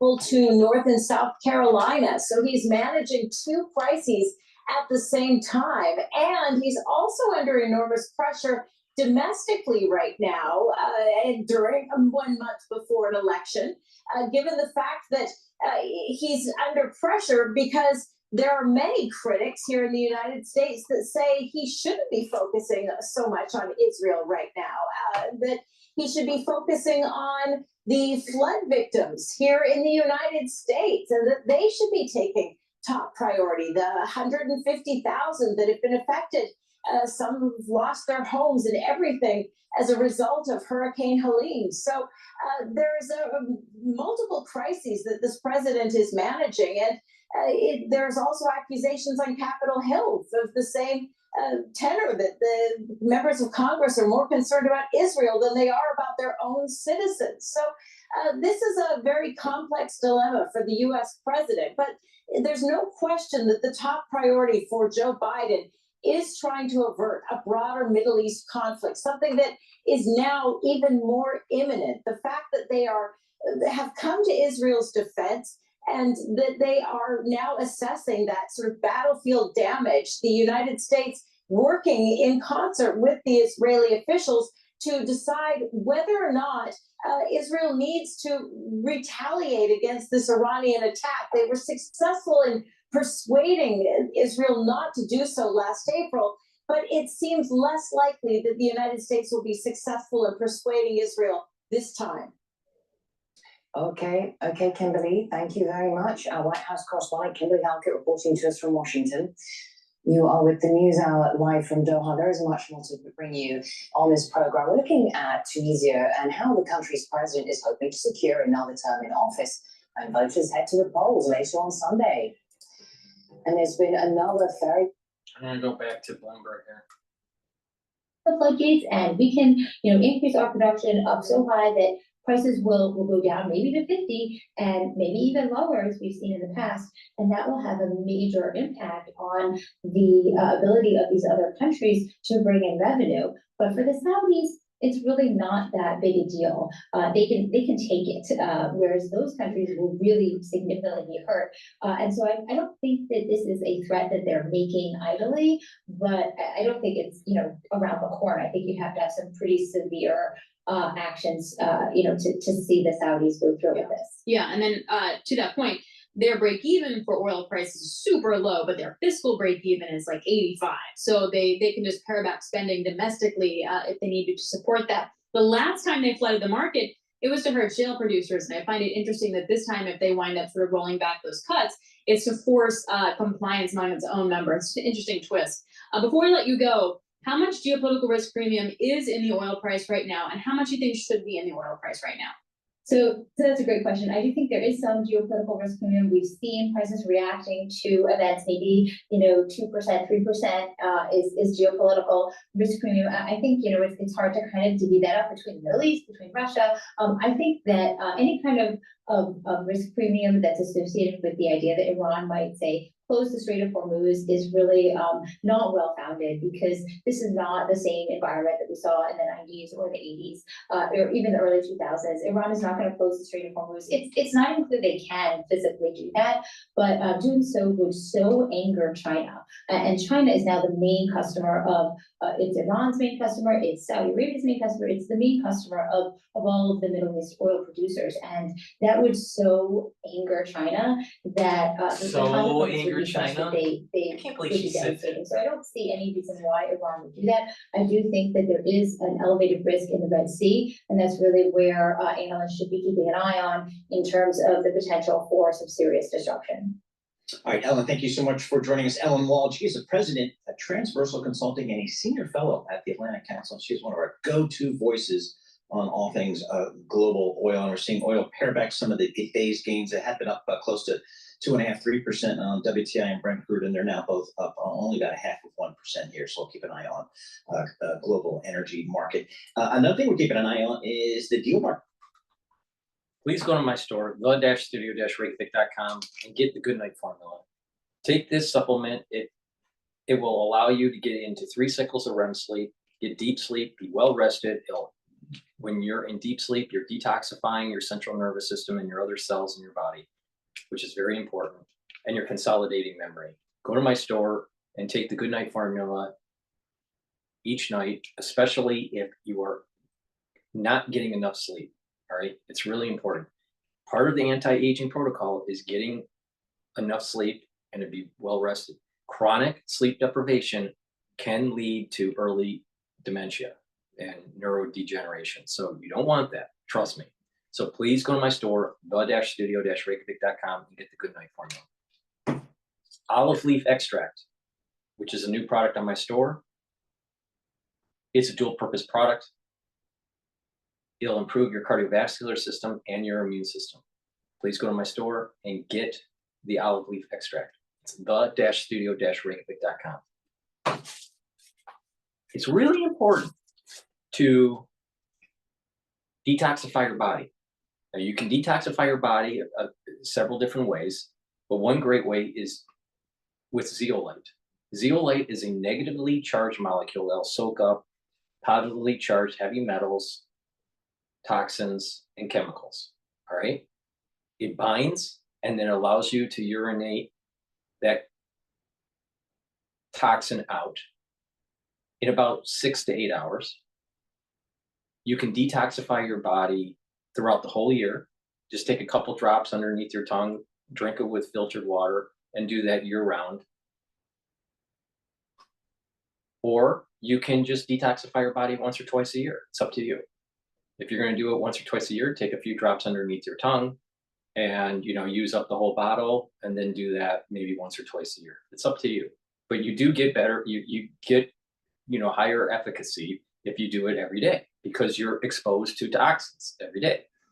If you're taking medication, you need to talk to your doctor first, because zeolite might bind to your medication. So if it binds to your medication, that means it's lowering your concentration levels. So your physician may have to give you a higher dosage of your medication if you want to detoxify your body. So please go to my store, the-studio-reykjavik.com, and get zeolite. It's also important to stop the ingestion of these toxins. Make sure you filter your water, and make sure that you eat good quality food. Stop eating the processed foods and the packaged foods. Please go to my store, the-studio-reykjavik.com. When you detoxify your body, you're going to have a better endocrine system, and you're going to have a better immune system. What's China have to say? China. Today, Israel launched ground offensive and military incursion into Lebanon. Israel also launched intensive airstrikes against Syria. Iran has also concluded a series of military attacks on the military and security targets in Israel and sent correspondence to the Security Council explaining its position. China is deeply concerned and extremely worried about the current grave situation and the prospect for further developments. We call for effective respect for the sovereignty, security, and territorial integrity of all states. We reiterate our opposition to all acts that violate the basic norms of international relations and condemn all violence and attacks against civilians. We share the position of the United Nations that any Israeli crossing into Lebanon violates the sovereignty and territorial integrity of Lebanon and contravenes the provisions of the Security Council Resolution 1701.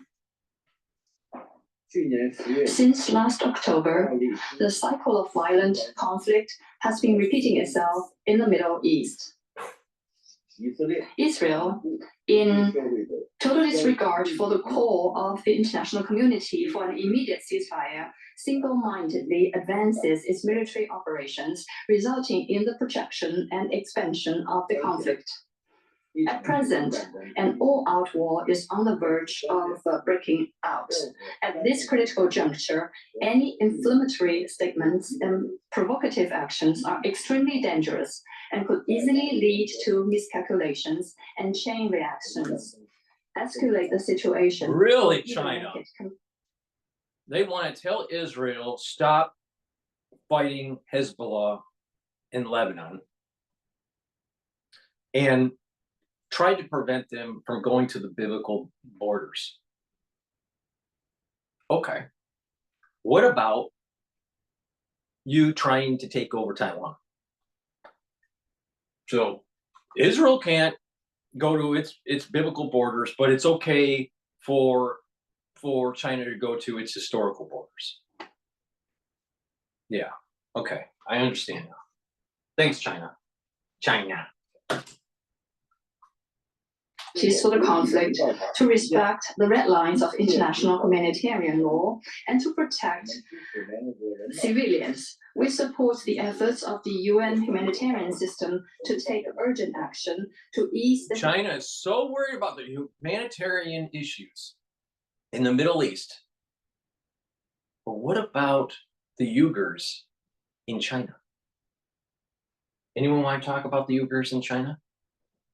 I'm pretty sure that they're having a problem.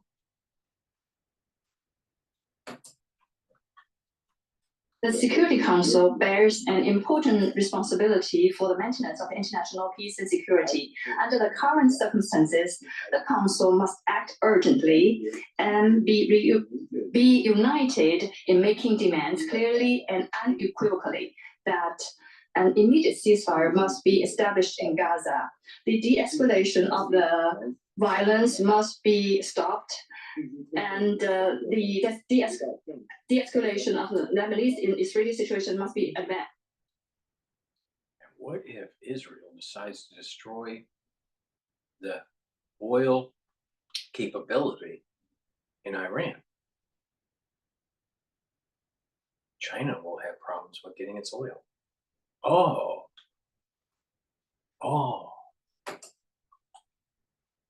Consequences. We hope that major countries with important influence will adopt a sincere and responsible attitude and earnestly play a more constructive role and avoid further turmoil of the situation. I thank you, President. Je remercie le représentant de la Chine. I thank the representative of China, and I give the floor to the representative of Ecuador. Thank you, Madam President. Allow me first and foremost to... All right, so we're just hearing from the Chinese ambassador to the United Nations during this emergency meeting of the Security Council following a major escalation of developments in the Middle East.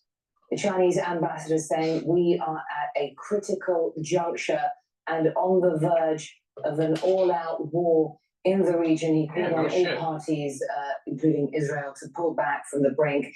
But he also spoke about what has been an unprecedented humanitarian disaster in Gaza. He referred to Gaza as being an inferno.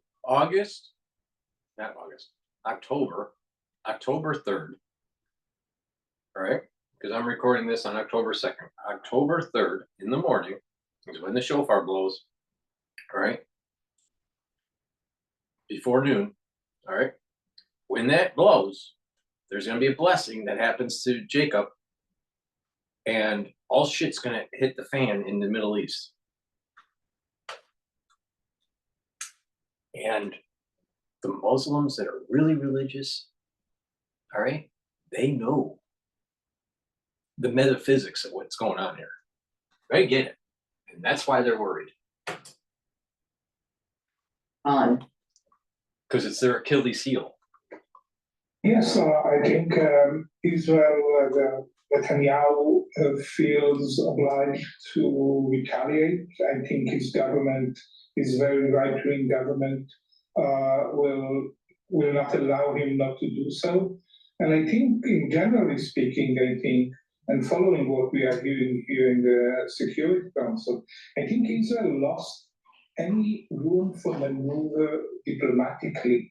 It knows from the beginning, from October 7th onward, it knows only the language of force.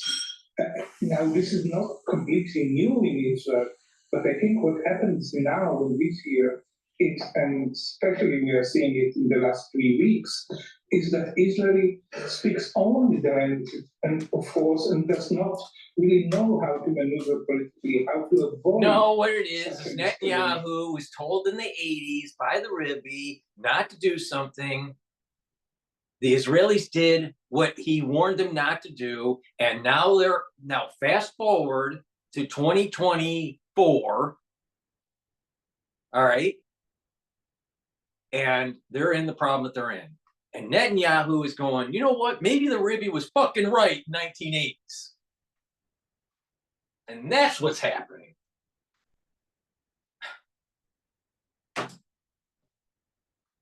The US could do it quite easily. It did so. These talking heads are a bunch of dumbasses. When President Reagan told Prime Minister Begin, who was also quite extreme right, to pull off from Beirut, and he did. And that's where it all went wrong. We have seen so also during the Bush. The United States had a bombing of its Marines in the 80s, and America ran.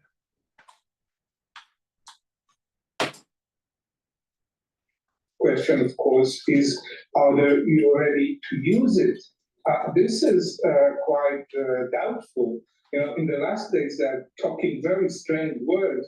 They're saying, yes, we support Israel's right to invade South Lebanon, but we want a diplomatic solution. It doesn't go together, these assertions. So it's very unclear. Yeah, I agree. I agree with what you've just said and the way you referred to the 1982 and the pressure that we had from President Ronald Reagan on Menachem Begin. But you know, I suppose the point I was trying to make is that you have a very different group of people right now in Israel who are running this government. The circumstances have changed considerably, no?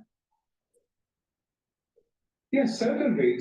I'm not saying this is easy. I'm not saying that this is easy.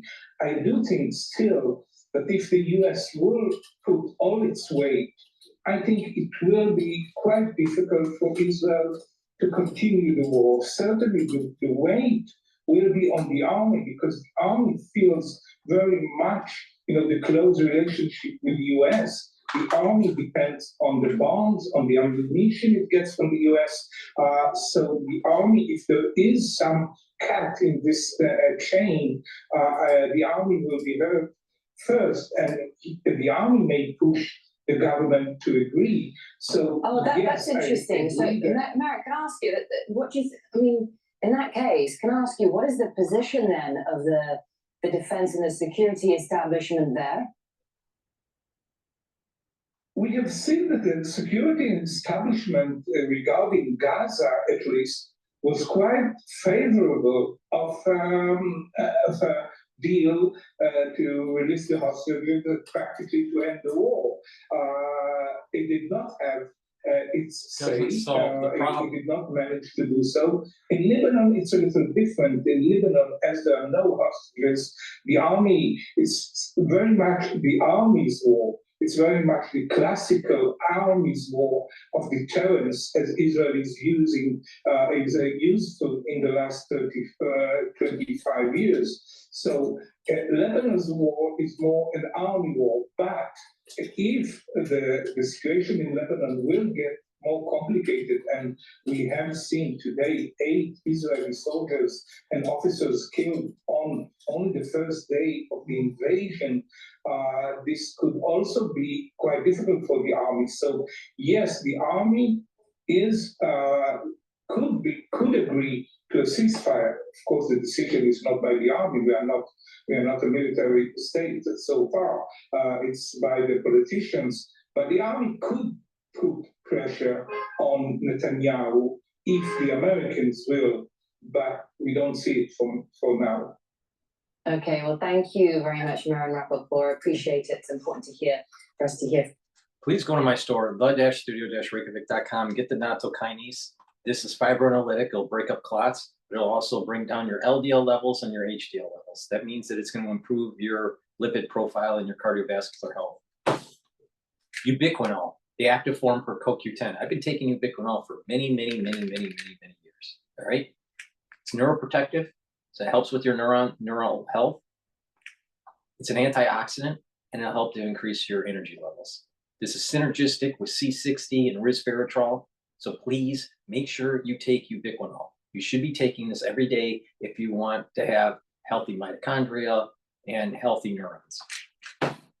NAD+ also boosts up your energy levels, and it helps to repair your DNA damage. That's important, especially when you get older. So please take the NAD+, boost up your energy, help to repair your DNA damage, and it helps to protect your neurons. It's synergistic with ubiquinol. Why? Because they both are increasing your energy levels in different ways. They're both neuroprotective. And NAD+ on top of it helps to repair your DNA damage. Very important, especially when there's turbo cancer all over the place. Vitamin K2, MK7. This is a dual purpose product. It's going to help with your bones, for bone health, for joint health, but also for your cardiovascular health. Follow the protocol. It's synergistic with D3. I've mentioned how to improve osteoarthritis by taking K2. All right. I've also told you how to improve your cardiovascular health by reducing plaque. So pay attention. NAC, very important to boost up your glutathione levels. Why? Because glutathione is a very strong antioxidant, and it's also synergistic with C60. The more ways that you soak up those free radicals, the better. Why? Because you don't have cellular damage. NAC also helps to calm you down. So, if you have anxiety issues, and NAC helps to detoxify your liver and your kidney. Take NAC every day, soak up those free radicals by boosting up your glutathione levels. You should be taking this every day. I have it in my overall protocol. And lastly, because we're going to end this transmission, because I'm tired, Myotrol. Myotrol helps to build muscle and to maintain muscle. It also improves the health of your mitochondria because you need a lot of ATP to be able to build muscle and maintain muscle, for those muscle contractions. So take Myotrol every day to help maintain muscle and build muscle. That's important, especially when you get older, because when you get older, you start to atrophy, and you don't want to atrophy. So to slow down that aging process, take Myotrol. That's the end of this broadcast. Please go to my store, the-studio-reykjavik.com. Make sure that you ask your social media to follow me so I can reach a larger audience. I greatly appreciate it. Thank you for listening, and have a nice day.